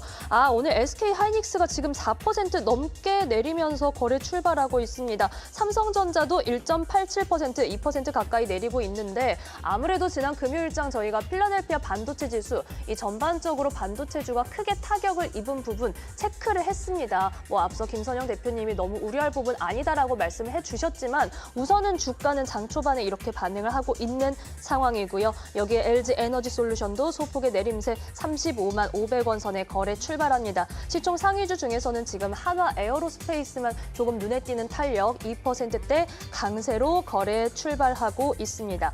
자, 이어서 코스닥도 시총 상위 살펴보시죠. 알테오젠은 금요일장에 이어서 오늘도 강한 탄력으로 거래 출발합니다. 3.76% 오르면서 45만 5천 원 선. 하지만 나머지 시총 상위단에서는 지금 뭐 에코프로비엠과 에코프로 그리고 펩트론과 파마리서치까지 1%대 내림세를 보이면서 거래 출발합니다. 한편 레인보우 로보틱스가 1%대 상승세, SM도 1%대 강세, 오늘 로봇과 엔터주들의 어떤 흐름이 있을지 저희가 함께 체크를 해보셔야겠고요. 저희가 지금 섹터별로는 어떤 흐름 가져가고 있는지 한번 확인을 해볼게요. 오늘 지금 피팅 관련돼서도 올라오고 있고 범한 퓨얼셀 비롯해서 고체 산화물 연료전지 섹터가 올라오고 있는데 지금 한 종목의 섹터 상승률을 왜곡하고 있는 상황입니다. 로봇주가 오늘 전반적으로 탄력받으면서 출발합니다. 나우로보틱스 12%대 강세, 여기에 지금 유일 로보틱스도 3%대의 상승 흐름, 로봇주가 오늘 전반적으로 탄력받으면서 출발하고 있고 조선 기자재도 지금 금요일장에 이어서 탄력 이어가면서 장 초반 흐름을 시작하고 있습니다. 자, 대표님 오늘 지금 개장 흐름이 전반적으로는 약한 것 같고 금요일장은 좀 비슷하게 흘러가는 것 같습니다. 네. 이번 주 좀 어떻게 대응을 해야 될지. 네. 일단은 생각보다 나쁘지 않은 것 같아요. 반도체를 건드렸는데도 불구하고 이제 1%대 하락이 안 된다라고 하는 건 좀 생각보다 나쁘지 않은 것 같고요. 제가 봤을 때 근데 낙폭은 키울 겁니다. 불안감이 들어가 있기 때문에. 네. 근데 이제 지금부터 불안감을 좀 여러분들께 좀 잠시 식혀드릴 필요가 있을 것 같은데 네. 어쨌든 이제 미국이 이제 우리나라 삼성전자, SK하이닉스의 이 반도체 장비를 이제 중국에 넣을 때 이제 하나하나 허락을 다 받아라. 그것 때문에 좀 밀리고 있는 것 같아요. 근데 이거는 저는 이렇게 말씀드릴게요. 아프지만 가야 될 길이에요. 왜냐하면은 지금 중국에는 이제 EUV 노광 장비 같은 최신형 반도체를 초고사양의 어떤 반도체를 만들 만한 장비는 못 들어갑니다. 이미 못 들어가고 있는데 그나마 지금 중국에서 돌리고 있는 거는 이제 일반적인 레거시 반도체라고 하잖아요. 근데 이게 삼성이 어떻게 보면 좀 되게 아쉬웠던 부분인데 그동안 삼성이 HBM 같은 거 안 되니까 중국 쪽 매출을 신경 썼던 게 기존의 레거시 반도체예요. 근데 이건 중국이 제법 따라왔거든요. 그래서 그래도 삼성은 이제 실적을 잡아놔야 되기 때문에 레거시에 집중을 하면서 HBM을 계속 개발하고 있었던 건데 일단은 이렇게 제재를 걸어버리게 되면은 기존에 들어갔었던 거를 못 쓰게 됩니다. 애매해지게 되는 거죠. 근데 첫 번째, 여러분들이 별 크게 신경 안 쓰셔도 되는 게 첫 번째, 이게 오늘 당장 진행되는 게 아니고요. 내년 1월부터예요. 그리고 두 번째, 네. 미국과 중국 간의 이 무역 협상이 좀 딜레이가 되는데 그게 올해 11월이죠. 그러니까 무역 협상이 11월에 어느 정도만 좀 결론이 나와준다라고 하면은 내년 1월 달부터 반도체 들어가는 거 제재하는 거 이거 없어질 수 있거든요. 그렇기 때문에 정해진 게 아무것도 없기 때문에 이건 신경 쓰실 필요 없을 것 같은데 만약 정해지게 되면 단기적으로 조금 실적에 영향을 미칠 수 있어요. 왜냐하면은 그나마 SK하이닉스는 괜찮아요. 왜냐하면 네. 이제 HBM 지금 미국에 팔아가지고 매출을 만들어내고 있기 때문에 괜찮은데 삼성전자 같은 경우는 이제 레거시 반도체 과거 거에 좀 집중을 하면서 중국에서 매출을 그나마 만들어내고 있었거든요. 이건 굉장히 큰 경영적 판단이라 생각하는데 이미 지난 거기 때문에 넘어가고요. 네. 일단 이런 부분이기 때문에 삼성전자가 좀 더 영향을 받는 건 맞아요. 근데 아직 확정된 게 전혀 없는 그런 부분이기 때문에 너무 마음 쓰실 필요 없을 것 같다는 말씀드리고 이거는 내년 1월 달부터이기 때문에 아직 시간이 많이 남았고요. 삼성전자, SK하이닉스도 충분히 여기에다가 대응할 수 있는 부분이 있고 그리고 수출하지 마가 아니고 할 때마다 하나하나 우리한테 허락받고 해거든요. 그렇죠. 그러니까 너희가 먼저 허락해 이런 느낌보다는 어쨌든 반도체에 들어갈 때 지금 중국이 자꾸 이제 AI가 성장하잖아요. 그러니까 우리나라가 중국을 제재할 수 있나요? 없죠. 전 세계에서 중국을 제재할 수 있는 유일한 나라는 미국밖에 없어요. 그러다 보니까 아프지만 미국이 제재를 걸어줘야지 AI가 더 성장하지 못하고 미국과 우리나라가 더 얼라이언스가 확실해질 수 있습니다. 그 예로 이걸 왜 제재를 해줘야 되냐면은 예전에 10여 년 전쯤에 태양광 미국이 먼저 시작했거든요. 네. 근데 중국이 돈이 될 것 같으니까 중국이 돈이 들어와서 엄청 찍어내는데 그때 미국이 이걸 제재를 안 걸었어요. 그러다 보니까 이 시장 엉망진창됐잖아요.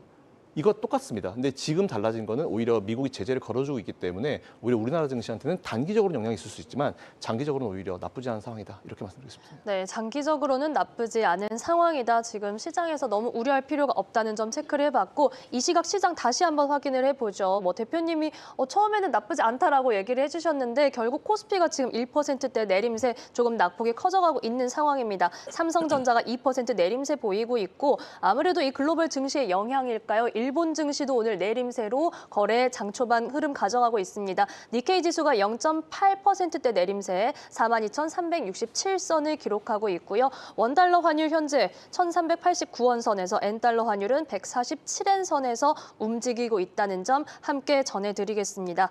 자, 그러면은 지금 이 반도체와 전반적으로는 아프지만 가야 할 길이다라는 말씀해 주셨고 이번 주 9월 8월만 생각해보면 사실 우리 시장 조금 박스권 흐름을 가져왔습니다. 9월 전반적으로 좀 주목해볼 만한 섹터가 있을까요, 좀? 9월은 오히려 이렇게 눌러줄 때 이 기업들 저는 매수를 해야 된다 봅니다. 그러니까 오늘도 시장 보시면 명확해요. 너무도 명확한 게 뭐냐면 지수는 밀리잖아요. 네. 지수가 1%대로 제한적으로 밀리고 있고요. 근데 보시면 삼성전자랑 SK하이닉스가 낙폭이 커요. 그 얘기는 이 두 개가 밀린 게 영향을 많이 주고 있다는 의미라고 보시면 될 것 같고 시장 전반적으로 크게 퍼지지 않고 있다라고 이제 우리가 알 수 있는 게 네. 코덱스 레버리지나 코스닥 150 레버리지 같이 이제 코스닥 기업들, 코스피 기업들 가지고 레버리지 만든 상품이 2%대 그리고 1.09밖에 안 빠져요. 그 얘기는 시장 전반적으로 나쁘지 않다는 얘기예요. 네. 이 두 개가 밀어서 지수가 밀고 있다는 얘기이기 때문에 오히려 이 기업들은 방금 제가 말씀드린 단기적으로는 영향을 받을 수 있지만 중장기적으로는 사실 삼성전자 같은 경우는 반도체가 이미 안 좋았어요. 근데 그 사이에 이제 얼마나 좋은 거 휴대폰 엄청 잘 팔리고 있죠. 아이폰을 대체하고 있는 상황이고 그리고 또 하나 디스플레이.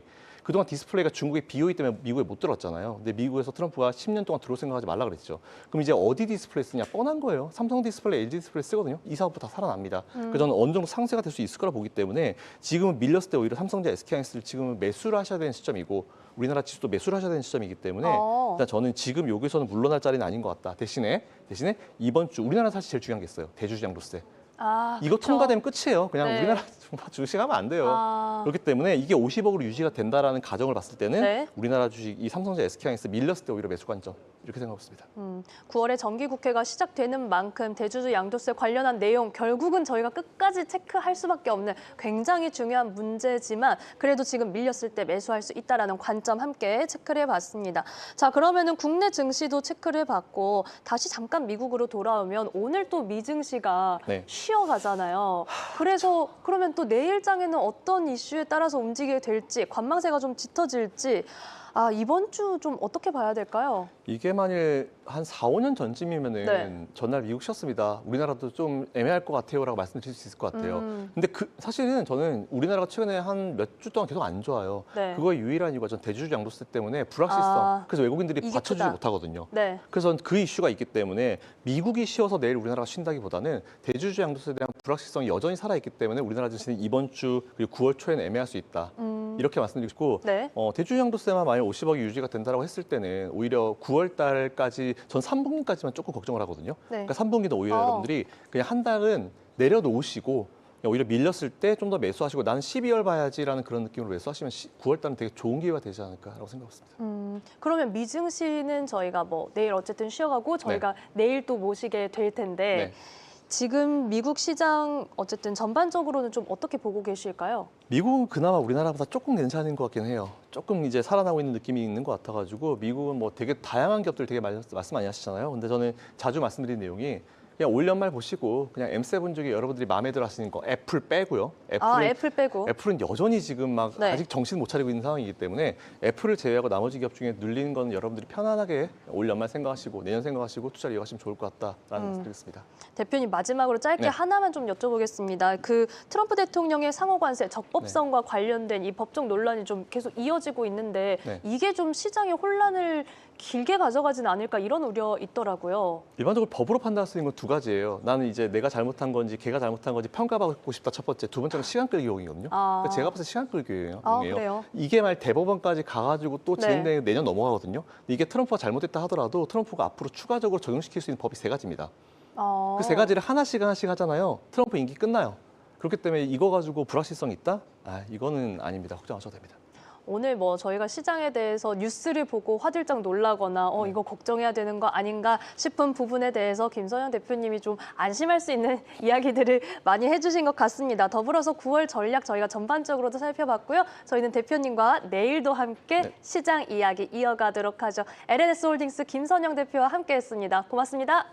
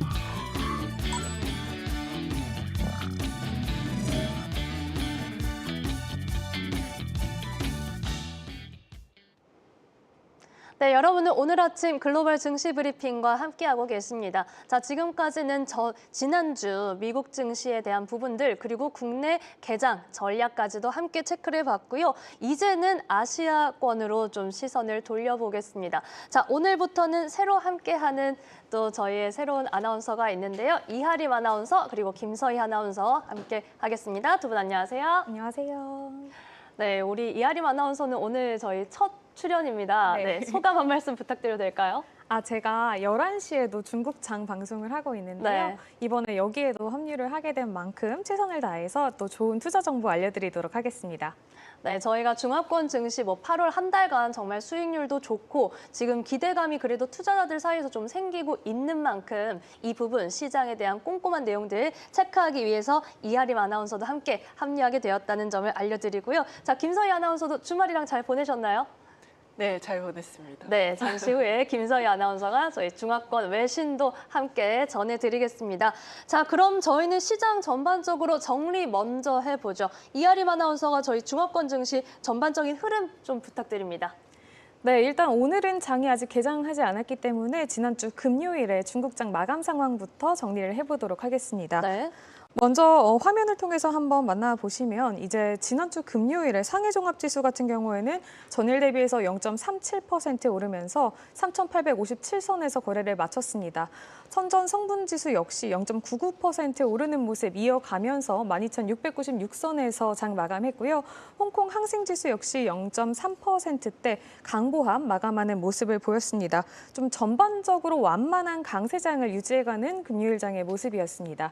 좀 더 자세하게 업종별 흐름은 어떻게 정리가 되어 있는지 히트맵을 통해서 만나보도록 하겠습니다. 네. 가장 큰 하락세가 보였던 거는 아무래도 반도체 종목이었습니다. 이 캠브리콘 같은 종목은 이제 6% 정도 빠졌는데요.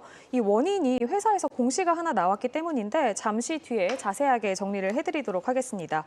다른 반도체 종목들 같은 경우에도 좀 그간의 상승폭이 크게 나왔기 때문에 차익 실현 매물들이 좀 출회가 됐다라고 이해를 해보실 수 있을 것 같고요. 은행주 같은 경우에도 전반적인 약세가 좀 연출이 됐습니다. 농업은행 같은 경우에는 보합권에서 거래를 마쳤고 중국은행 등도 좀 약세를 보였는데 공업은행 같은 경우에는 그래도 0.6%대 선방하는 모습이었습니다. 다만 이제 증권일보에 따르면 8월 29일 금요일 저녁이죠. 중국 공상은행과 농업은행, 중국은행과 건설은행, 우정저축은행과 교통은행 등 중국의 6대 은행의 상반기 실적이 모두 발표가 됐는데요. 전반적으로 좀 안정적이었다는 평가가 나왔습니다. 특히 농업은행과 우정저축은행, 교통은행 등 3개 은행은 이 지배주주 귀속 순이익이 지난해 대비해서 증가했다고 하니까요. 오늘장 흐름은 어떨지도 계속해서 좀 지켜보셔야겠습니다. 반면에 좀 눈에 띄는 상승세가 나왔던 거는 아무래도 이 배터리 관련된 종목들이었습니다. 네. 전반적인 업종이 좀 강세를 보였는데요. 특히나 이제 宁더스다이 CATL이죠. 이 신천장에서 10%대 올랐고요. 장중 14%대까지 급등하는 모습을 보였습니다. 그 원인에 대해서는 잠시 후 좀 더 자세히 살펴보도록 하겠고요. 최근 들어서 업종 턴어라운드 평가가 좀 나오고 있는 양조 산업이죠. 백주 관련된 종목들도 강세를 시현했습니다. 저희가 귀주모테라고 부르는 마오타이 역시 2%대 강세를 보였고요. 오량액도 3%대 올랐고 산서행 화천분주도 강세 시현했습니다. 그 외 보험이라든지 관광 서비스, 구리와 바이오 그리고 식품주들까지도 이 업종 단에서 전반적인 강세를 시현한 금요일장 모습이었습니다. 이어서는 저희가 이제 대만 가권 지수도 좀 살펴봐야 될 것 같은데요. 네. 대만 가권 지수 빠르게 한번 훑어보도록 하겠습니다. 대만 지수 같은 경우에는 금요일 장에 좀 지지부진한 흐름을 이어가면서 0.01%대 빠져서 약보합 마감을 했는데요. 대만 하면은 아무래도 TSMC 아니겠습니까? 그쵸. 저희가 TSMC 흐름도 좀 짧게 짚어봐야 될 것 같은데 일단은 대만에 상장이 되어 있는 TSMC 같은 경우에는 큰 움직임을 보이지 않았지만 미국 장에 상장이 되어 있는 TSMC는 3%대 이 빠지는 흐름이 연출이 됐습니다. 알리바바가 금요일 이제 오후죠. 차세대 인공지능 칩을 자체적으로 개발을 했다라는 소식에 급락한 건데요. 미국 월스트리트 저널에 따르면 알리바바가 기존의 칩보다 더 범용성이 높고 다양한 인공지능 추론이 가능한 새 칩을 개발했다고 전했습니다. 그간 이제 알리바바의 칩 제조는 TSMC에서 맡아왔었는데 이런 뉴스가 나왔기 때문에 앞으로는 알리바바의 칩을 제조할 수 없겠구나라는 이 분석이 큰 쇼크로 다가왔다고 해석을 해볼 수가 있을 것 같습니다. 그 이후에는 이제 저희가 중국 증시에서 아무래도 가장 많은 투자자분들이 관심을 갖고 계시는 테리픽텍의 종목들이 금요일장에서 어떤 흐름을 보였는지도 빠르게 한번 살펴보도록 하겠습니다. 네. 제가 조금 유사한 흐름을 보이고 있는 종목들 위주로 같이 좀 묶어가지고 가지고 왔습니다. 지금 가장 먼저 확인을 하실 수 있는 종목들이 이 메이투안과 알리바바 그리고 징둥닷컴인데요. 이 세 종목 같은 경우에는 전자상거래 기업입니다. 특히나 최근 들어서는 이제 배달 경쟁을 계속해서 좀 하고 있는 세 기업이기 때문에 주가 흐름이 그렇게 좋지가 않은 상황인데요. 8월 29일 기준으로 한번 살펴보자면 알리바바 같은 경우에는 이제 소폭 하락하면서 마감이 됐는데 아마도 미국장 알리바바가 지금 큰 폭으로 상승을 하는 모습을 보였기 때문에 오늘 장에서는 반전이 좀 나올 것 같고요. 그 외 징둥닷컴이나 메이투안 같은 경우에는 그 전에 워낙에 하락폭이 컸었기 때문에 금요일 장에서는 좀 소폭 회복하는 모습을 보였습니다. 내용을 조금 살펴보자면 이 알리바바 같은 경우가 가장 이제 좀 규모가 큰 기업이죠. 금요일 장에서는 보합권의 거래를 마쳤지만요. 그 이후에 2분기 실적이 이제 나왔습니다. 클라우드 부문 매출이 지난해 대비해서 26% 정도 늘어나면서 시장의 예상치를 웃돌았다고 하고요. AI 서비스 수요 확대가 실적의 개선을 이끌었다는 이 풀이가 나오고 있습니다. 그리고 전자상거래 부문의 성장세는 기대에 미치지 못해서 이 전반적인 전체 매출이 시장 전망치보다는 좀 2% 정도 낮았는데요. 에디오 알리바바 최고 경영자가 이제 지난 4분기에 AI 인프라와 제품 연구 개발에 무려 1,000억 위안 이상을 투자했다고 밝혔습니다. 그리고 이제 그 투자가 가시적인 성과로 이어지고 있고 AI가 알리바바의 새로운 성장에 좀 동력이 되고 있다라는 내용을 전했는데요.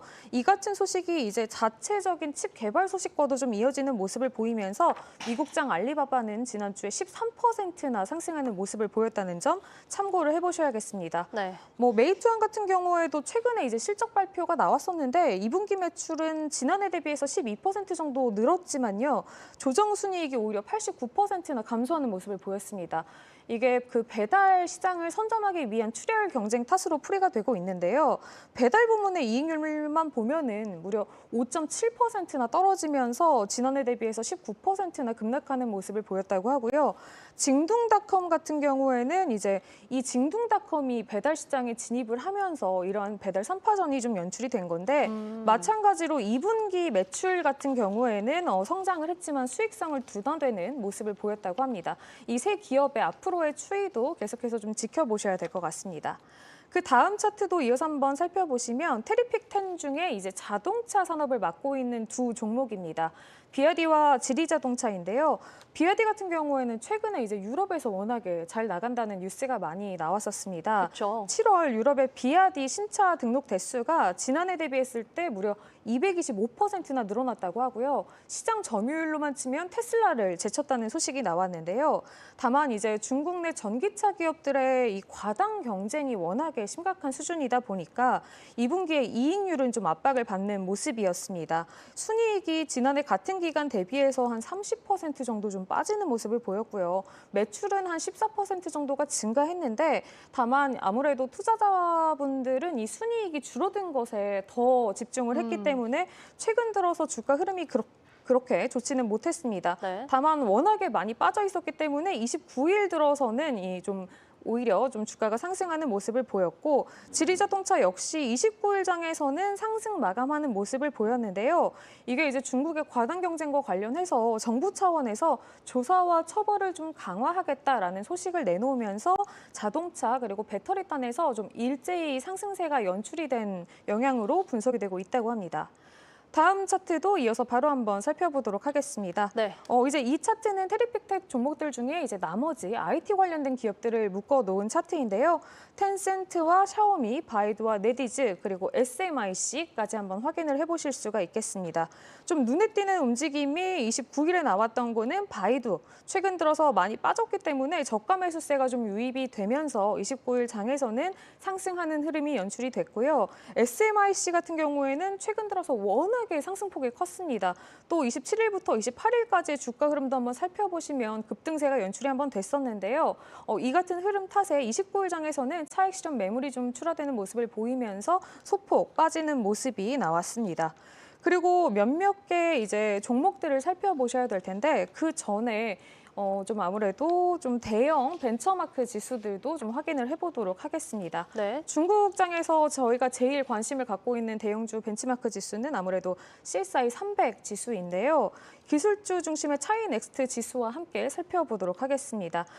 CSI 300 지수가 지금 파란색 선인데 저희가 이제 29일 기준으로 살펴봤을 때는 0.74% 상승을 했고요. 차이넥스트 지수 같은 경우에도 좀 상승폭이 크게 나와서 2.23% 상승하면서 뭐 두 지수 모두 다 좋은 흐름을 보여줬습니다.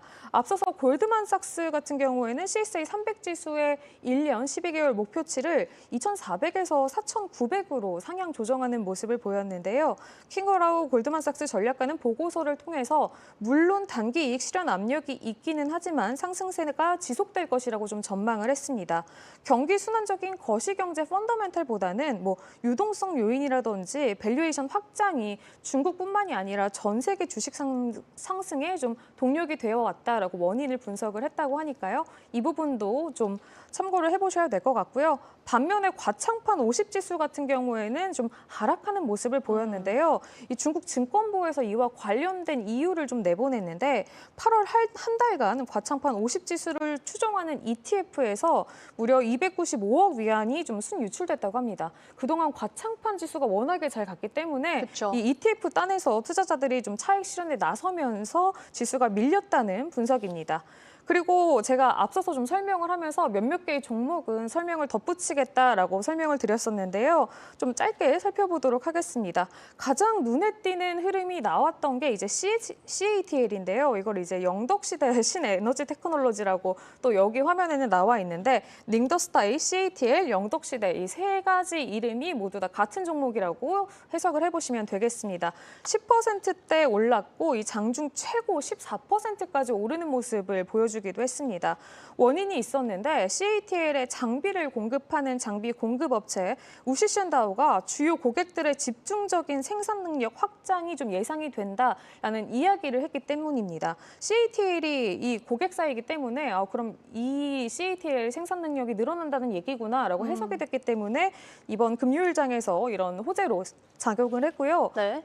반면에 캠브리콘 같은 경우에는 오히려 6%대 빠지는 흐름을 보여줬는데 여기에도 좀 이유가 있었습니다. 캠브리콘이 최근 들어서 워낙에 주가가 잘 가다 보니까 회사에서 이제 목요일 저녁에 공시를 하나 냈습니다. 당사의 주가 상승이 동종 기업들의 상승을 크게 웃돌고 있고 관련 지수 대비해서 봤을 때도 좀 현저하게 높은 수준이라면서 주가가 회사의 현재 펀더멘탈에서 이탈했을 가능성이 있다라는 내용을 발표한 건데요. 좀 투자자들에게 진정해라, 좀 위험할 수 있다 이런 그러네요. 내용을 전달한 건데 네. 재밌는 부분은 거래소에서 나온 공시가 아니라 회사에서 그러니까요. 나온 공시라는 점이 조금 흥미롭다라는 분석이 있었다고 합니다. 그리고 홍콩장에서도 눈에 띄는 종목들이 있어서 두 개만 더 살펴보면요. 트립닷컴의 움직임이 금요일장에서도 좀 크게 나왔습니다. 이 트립닷컴이 최근에 실적을 발표했었는데 여행 플랫폼 매출이 전년 대비해서 16% 증가했고요. 순이익은 무려 26%나 급증하는 모습을 보였습니다. 여기다가 자사주 매입까지 발표를 하면서 이미 한번 급등세가 연출이 됐었는데요. 금요일장에서도 한 번 더 상승세를 이어가는 모습이었고요. 하이얼 스마트홈 같은 경우에도 마찬가지로 이 금요일장에서 4%대 강세에 시연했습니다. 2분기 실적 매출과 순이익이 두 자릿수 성장세를 보였다는 점에 투자자들이 좀 주목을 했다고 하니까요. 이런 내용들까지 오늘 투자에 한번 참고를 해보시면 좋겠습니다. 네, 이하림 아나운서가 오늘 첫날 이렇게 함께 해주었는데 정말 시장 전반적으로 이 지수부터 그리고 섹터별, 종목별 흐름까지도 저희가 꼼꼼하게 살펴볼 수 있었습니다. 이 자동차주와 뭐 배터리주의 흐름 살펴봤고요. 그다음에 알리바바가 미국장에서 ADR이 탄력을 보여줬기 때문에 네. 오늘 시장에서 반전의 스토리를 쓸 수 있을지 지켜봐야겠습니다. 더불어서 뭐 8월 한 달 동안 이 중화권 증시 많이 올라왔다라는 맞습니다. 내용을 계속해서 전해드렸기 때문에 일부는 수익 실현이 나왔다는 점도 투자자로서는 꼭 체크를 해야 할 부분인 것 같습니다. 수고 많으셨습니다. 자, 이번에는 그러면 이번 주 저희가 시장 대응할 때 어떤 점들 체크해야 할지 먼저 일정을 좀 김서희 아나운서랑 확인해 볼까요? 네, 이어서 중국 일정 한번 짚어보도록 하겠습니다. 네. 먼저 일정입니다. 오늘 10시 30분에 중국 본토 증시가 개장을 하죠. 곧이어 10시 45분에는 8월 차이신 제조업 PMI가 발표됩니다. 장이 열린 지 15분 만에 나오는 지표인데요. 지수와 업종을 단기 충격을 줄 수 있는 중요한 이벤트입니다. PMI를 간단히 설명을 드리면 50을 기준선으로 위에 있으면 제조업이 확장, 그리고 아래에 있으면 위축으로 봅니다. 네. 어제, 그러니까 8월 30일에 발표된 공식 PMI는 50을 밑돌면서 아직 제조업 회복이 더딘 모습을 보여줬습니다. 그럼에도 불구하고 8월 PMI 지수는 49.4%로 전월 대비 0.1% 상승했는데요. 8월 제조업 구매관리자 지수, 그리고 비제조업 경기활동지수, 종합 PMI 생산지수는 각각 49.4%, 50.3%, 50.5%로 전월 대비 각각 0.1%, 0.2%, 0.3%포인트 상승했습니다. 중국 내부에서는 이 세 지표 모두 반등세를 보였기 때문에 중국 경제의 전반적인 성장세가 지속되고 있다는 보도가 나오기도 했습니다. 참고로 지금 계속 말씀드리는 이 공식 PMI는 대기업과 국유기업 중심이고요. 네. 오늘 발표될 차이신 PMI는 중소와 민영기업을 더 반영한다는 차이가 있습니다. 따라서 오늘 차이신 지표가 예상보다 낮으면 철강, 화학, 그리고 수출기업 같은 제조 원자재 업종이 부담을 받을 수 있고요. 반대로 지표가 개선되면 자동차, 가전, 소비재와 같은 경기 민감주와 내수 관련주의 매수세가 들어올 수 있습니다. 지표에 따라서 오늘 장중에서도 업종의 흐름 체크해 주시면 좋을 것 같습니다. 네, 중국의 PMI에 대한 부분 체크해봤습니다. 어제 중국 PMI가 발표됐다고 하는데 오늘도 나온다고 이게 어떻게 다른 거야 하는 분들 많이 계셨을 것 같아요. 그래서 어제 나온 부분은 이 국가통계국에서 발표한 대기업, 국영기업 중심의 PMI라는 점, 그리고 오늘 잠시 후 10시 45분에 차이신 PMI, 지금 이 중소, 민영기업을 더 반영하기 때문에 아무래도 중국의 수출 경기와 관련된 부분을 짚어볼 수 있다는 점 체크해 보시고 저희가 잠시 후에 10시 이후에 이어지는 아시아 증시 라이브에서도 해당 내용 확인해 보시죠. 자, 이렇게 일정 오늘 주요 이벤트 살펴봤고요. 자, 이번에는 아무래도 중국에 대해서 지금 알리바바 앞서 이아림 아나운서와도 자세한 내용 살펴봤지만 이에 대해서 좀 더 꼼꼼하게 따져보겠습니다. 글로벌 증시 전반에 영향을 미쳤거든요. 이에 대해서 짚어주시죠. 네, 앞서 언급했던 알리바바 다시 한번 짚어보도록 하겠습니다. 알리바바가 이번 분기에 투자액, 즉 캐펙스를 무려 386억 위안을 쓰면서 사상 최대치를 기록했습니다. 이 캐펙스는 캐피털 익스펜디처의 줄임말로 회사가 공장, 설비, 신기술 같은 이 장기 성장을 위해 투자하는 돈을 말하는데요. 이번에 알리바바가 돈을 집중적으로 쓴 곳은 퀵커머스, 즉 빠른 배송 서비스와 AI와 클라우드 사업입니다. 이렇게 투자를 크게 늘리면 단기적으로는 EPS, 즉 주당 순이익이 줄어들 수 있는데요. EPS는 기업이 주주 한 명당 벌어들이는 이익을 보여주는 지표라서 이게 줄면 단기적으로는 주가가 흔들릴 수도 있죠. 하지만 투자 덕분에 퀵커머스 주문량이 이미 빠르게 늘고 있는 상태고요. AI와 클라우드 매출도 기대 이상으로 성장하고 있습니다. 이게 계속 이어진다면 결국엔 회사가 벌 수 있는 돈의 덩치 자체가 커지게 됩니다. 그래서 지금은 단기적으로는 성적표가 조금 나빠 보일 수 있지만 앞으로 알리바바의 성장 한계가 더 넓어질 수 있다는 의미로도 해석됩니다. 지금 함께 보시면 뉴욕 증시에 상장한 알리바바의 최근 주가 흐름을 보면요. 지난 거래일에 무려 12%대나 상승을 했습니다. 여기 보이시나요? 네. 큰 폭의 상승이 있었습니다. 이 AI 분야에서 알리바바가 이번엔 AI 칩을 개발했다고 하는데요. 중국 차이나 펀드 뉴스에 따르면 이 칩은 인공지능 어플리케이션에 사용되는 용도라고 전해지고요.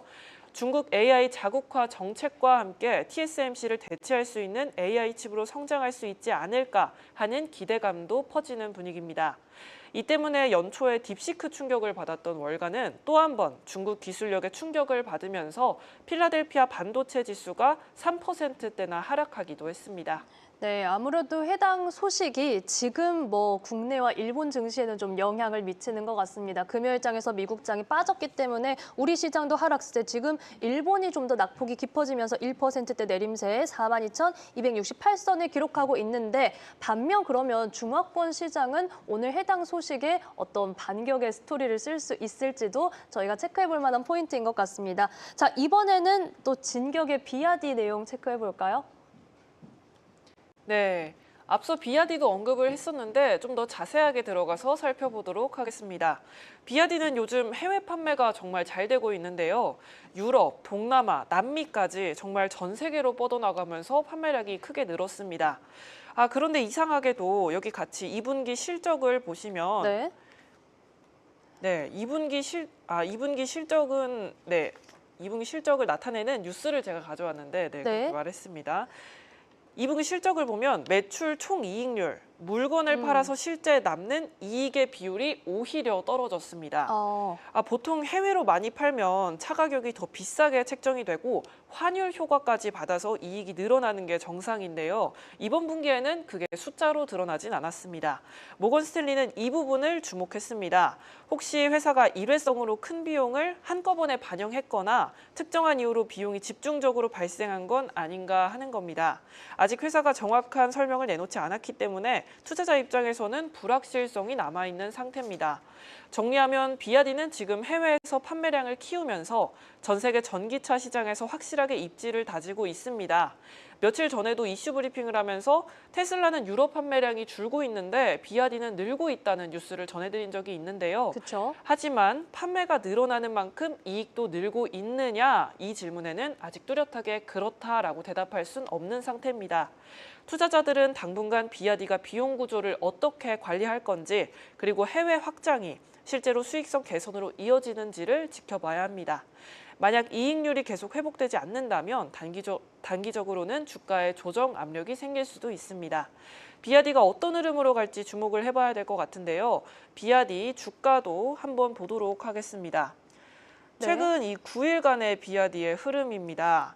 28일에 하락을 했다가 지금은 좀 돌아온 모습인데요. 오늘 장중에는 어떻게 될지 주목해봐야 할 것 같습니다. 네, 알리바바에 의해서 비아디 살펴봤습니다. 자, 한편 투자자들 입장에서는 중국 시장 어떻게 접근하면 좋을까? 여기에 ETF에 대한 관심도도 꾸준히 높아져 왔는데, 자, 국내에서는 이 ETF 관련된 성적표가 어땠는지 궁금한데요. 네, 다음으로 중국 테크 ETF도 함께 보도록 하겠습니다. 지금 제가 한국경제 코리아마켓의 기사를 같이 가져왔는데요. 중국 증시 지금 다시 뜨겁습니다. 중학개미도 다시 돌아오는 분위기죠. 지난주 상하이 종합이 10년 내 최고치를 찍으면서 국내 상장 중국 테크 ETF가 수익률 상위를 휩쓸었습니다. 네. 수익률 1위는 에이스 중국 과창판 스타 50. 한 주에 약 11%나 올랐고요. 과창판은 상하이의 기술주 시장, 스타 50은 그중 핵심 50을 묶은 지수고요. 네. 이 상품엔 AI 반도체 대표주 비중이 큽니다. 네, 그래서 더 탄력이 붙었는데요. 네. 2위에서 4위도 중국 ETF였습니다. 네, 차이나 반도체 그리고 과창판 스타 50, 심천 차이넥스트가 나란히 상승을 했죠. 한마디로 지난주 수익률 중국 기술주가 이끌었다입니다. 참고로 합성형은 주식을 직접 담기보다는 파생계약으로 지수를 따라가는 방식인데요. 정리를 해보면 수익률은 중국 테크가 주도를 하고 있고요. 그렇지만 아직까지는 중국 시장의 변동성이 크니 이 점도 유의해 주시면 좋을 것 같습니다. 환율과 상품 구조도 확인하셨으면 좋을 것 같고요. 뜨거운 중국 시장 지금부터 꼼꼼하게 체크해 보셨으면 좋겠습니다. 네, 김서희 아나운서가 지금 기사 화면과 함께 중국 관련 ETF들 얼마나 관심이 뜨거워져 왔는지 확인해봤습니다. 앞서 이하림 아나운서가 이 시황을 정리해줄 때도 과창판 지수가 정말 많이 올랐기 때문에 수익 실현도 일부 발생했다라는 점도 체크를 했는데, 오히려 이 부분에서 다시 한번 기회가 될 수 있을지 이 부분도 투자자로서 좀 고민해볼 만한 포인트일 것 같습니다. 자, 이렇게 ETF로 전반적인 흐름을 봤다면 또 이번에는 새롭게 저희 방송에서 어떤 종목 발굴 좀 새로운 이슈 종목도 좀 찾아보면 좋을 텐데 이번에 리포트를 통해서 좀 언급이 된 종목이 있죠. 어떤 종목인가요? 네, 바로 북방화창입니다. 네. 요즘 들어서 중국 국산화 얘기가 계속 나오죠. 그 물살을 타는 장비 대장주가 바로 북방화창입니다. 같이 보시면요. 코드는 002371이고요. 반도체 공정에 쓰는 핵심 장비를 만드는 회사입니다. 식각, 증착, 세정, 열 처리 같은 앞단 공정이 주력이고요. 올 봄엔 아예 이온 주입기까지 공개했습니다. 세미콘 차이나에서 첫 모델 사이러스 MC313을 내놨죠. 이걸로 웬만한 앞단 장비 라인업은 다 갖췄다는 평가가 붙기도 했습니다. 네. 숫자는 간단히만 볼 텐데요. 2분기 매출은 79억 위안, 순이익은 16억 위안입니다. 시장 기대에는 못 미친 수치인데요. 이유는 몇 가지가 있습니다. 일부 장비 매출 인식이 다음 분기로 밀렸고요. 1분기 매출이 워낙 좋았던 1분기 매출 워낙 좋았습니다. 그래서 기저 효과가 좀 있었습니다. 네. 그렇기 때문에 상반기 기준으로 보면 장비 쪽 성장은 견조했고요. 전체 매출에서 장비 비중이 아주 높아졌습니다. 그럼에도 이 종목을 계속 보는 이유는 맥락이 정말 분명하다는 점입니다. 중국은 지금 장비 국산화를 더 세게 밟고 있는데요. 업계에선 올해 안에 중국 장비 자급률이 절반 수준에 다가설 거란 전망도 내놓고 있고요. 파운드리 쪽도 증설을 멈추지 않고 있습니다. SMIC나 화홍 등이 꾸준히 캐펙스를 집행하고 있는 상태입니다. 또 장비 수요가 바닥에서 받쳐주는 모양새죠. 수요 측면에선 AI 바람도 굉장히 좋습니다. 중국이 내년 AI 칩 생산을 크게 늘리겠다는 보도가 이어지고 있고요. 공장 증설과 장비 발주가 자연스럽게 또 연결이 되고 합니다. 여기에 대외 변수가 있긴 한데요. 미국이 중국 내 삼성, 하이닉스, 인텔 공장에 들어가 있는 미국산 장비 허가를 더 까다롭게 하겠다고 예고를 했죠. 단기 혼란은 있겠지만 중국 내 로컬 장비사에겐 수요 기대가 붙습니다. 정리를 해보면 북방화창은 단기 실적은 살짝 흔들렸지만 큰 흐름은 그대로입니다. 중국 국산화, 그리고 파운드리 증설, AI 투자라는 이 세 가지가 맞물려서 함께 밀어주는 분위기고요. 다만 분기 실적은 납품, 검수 타이밍에 따라서 요동칠 수 있다는 점 주의해 주셔야겠습니다. 북방화창주 떠오르고 있는 타이밍이지만 디테일 잘 체크하시면 좋을 것 같습니다. 네, 중국 증시에서 저희가 앞으로 눈여겨볼 종목 북방화창 살펴봤습니다. 나우라라는 이름으로도 불리고요. 이 플라즈마 식각 관련된 공정에서 굉장히 큰 포지션을 가져가고 있는 회사에 대한 자세한 내용 살펴봤습니다. 자, 이렇게 중화권 증시 흐름 그리고 이슈까지 살펴봤으니까요. 잠시 후 개장 전략에 참고해 보시죠. 이하림 아나운서, 김사희 아나운서와 함께했습니다. 고맙습니다. 네, 저희는 현재 국내 증시 흐름 먼저 잠깐 체크를 해보죠. 오늘 잠시 이 9시 이후에 1%대 내림세까지 흔들리기도 했던 코스피가 지금은 낙폭을 또 회복하고 있습니다. 개인의 매수세가 유입되는 가운데 코스피가 3,170선 0.47% 내림세 보이고 있고 코스닥은 좀 더 회복세가 강합니다. 아무래도 알테오젠의 탄력이 지수를 떡받침하고 있는데 0.27% 내림세하고 있습니다. 한편 지금 니케이 일본 증시가 오히려 더 탄력이 조금씩 떨어지는 흐름 보여주고 있습니다. 현재 지금 0.88% 내림세, 1%대 내림세까지 계속해서 왔다 갔다 하면서 어느 정도 이 하단에 대한 공방전을 치르고 있는 가운데 현재 보시는 화면은 15분 지연되는 지표고요. 현재 실시간으로는 1%대 내림세에서 42,291선의 등락을 보여주고 있는 상황입니다.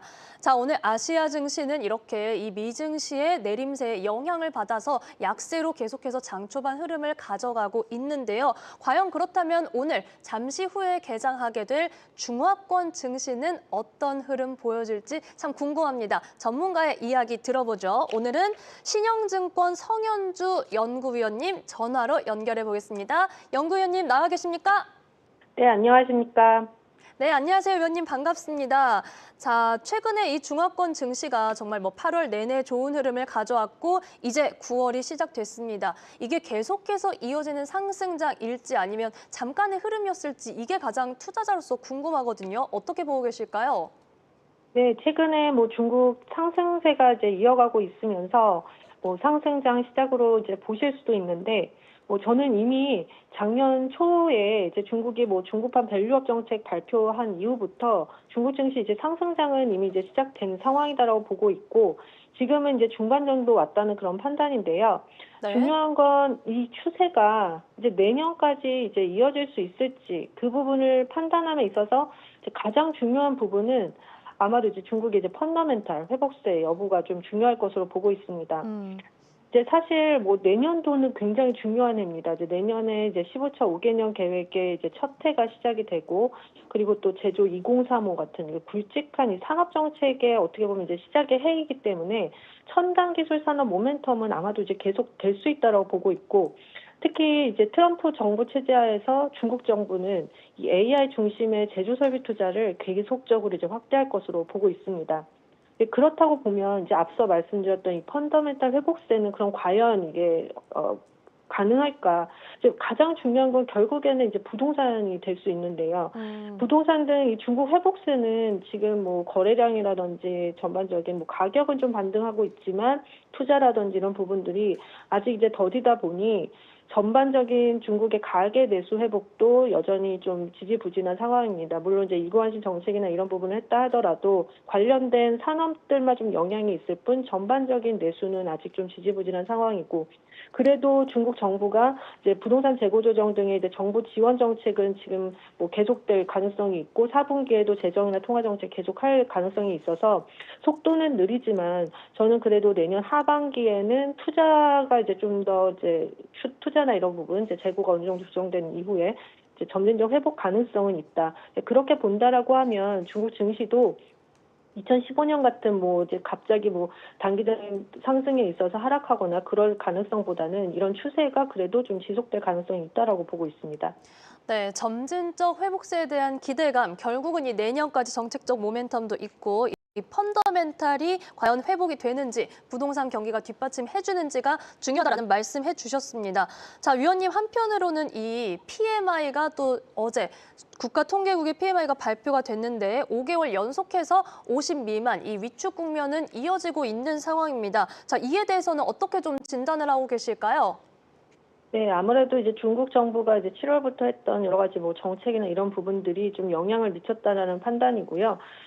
중국의 이제 통계국 PMI 지수 이 계산 방식을 보면 생산 신수주, 원자재 재고, 종업 원수 이게 각각 25%, 30%, 10%, 20% 이게 가중치를 두고 계산이 됩니다. 그리고 이제 나머지 세부 항목들도 여러 가지가 있는데 그 세부 항목은 이제 들어가지가 않기 때문에 실질적으로 계산 방식에는 이런 관련된 지수 이 항목들이 중요하고, 그렇게 보면 생산과 이 수요 지표가 좀 가장 중요하다고 보고 있고요.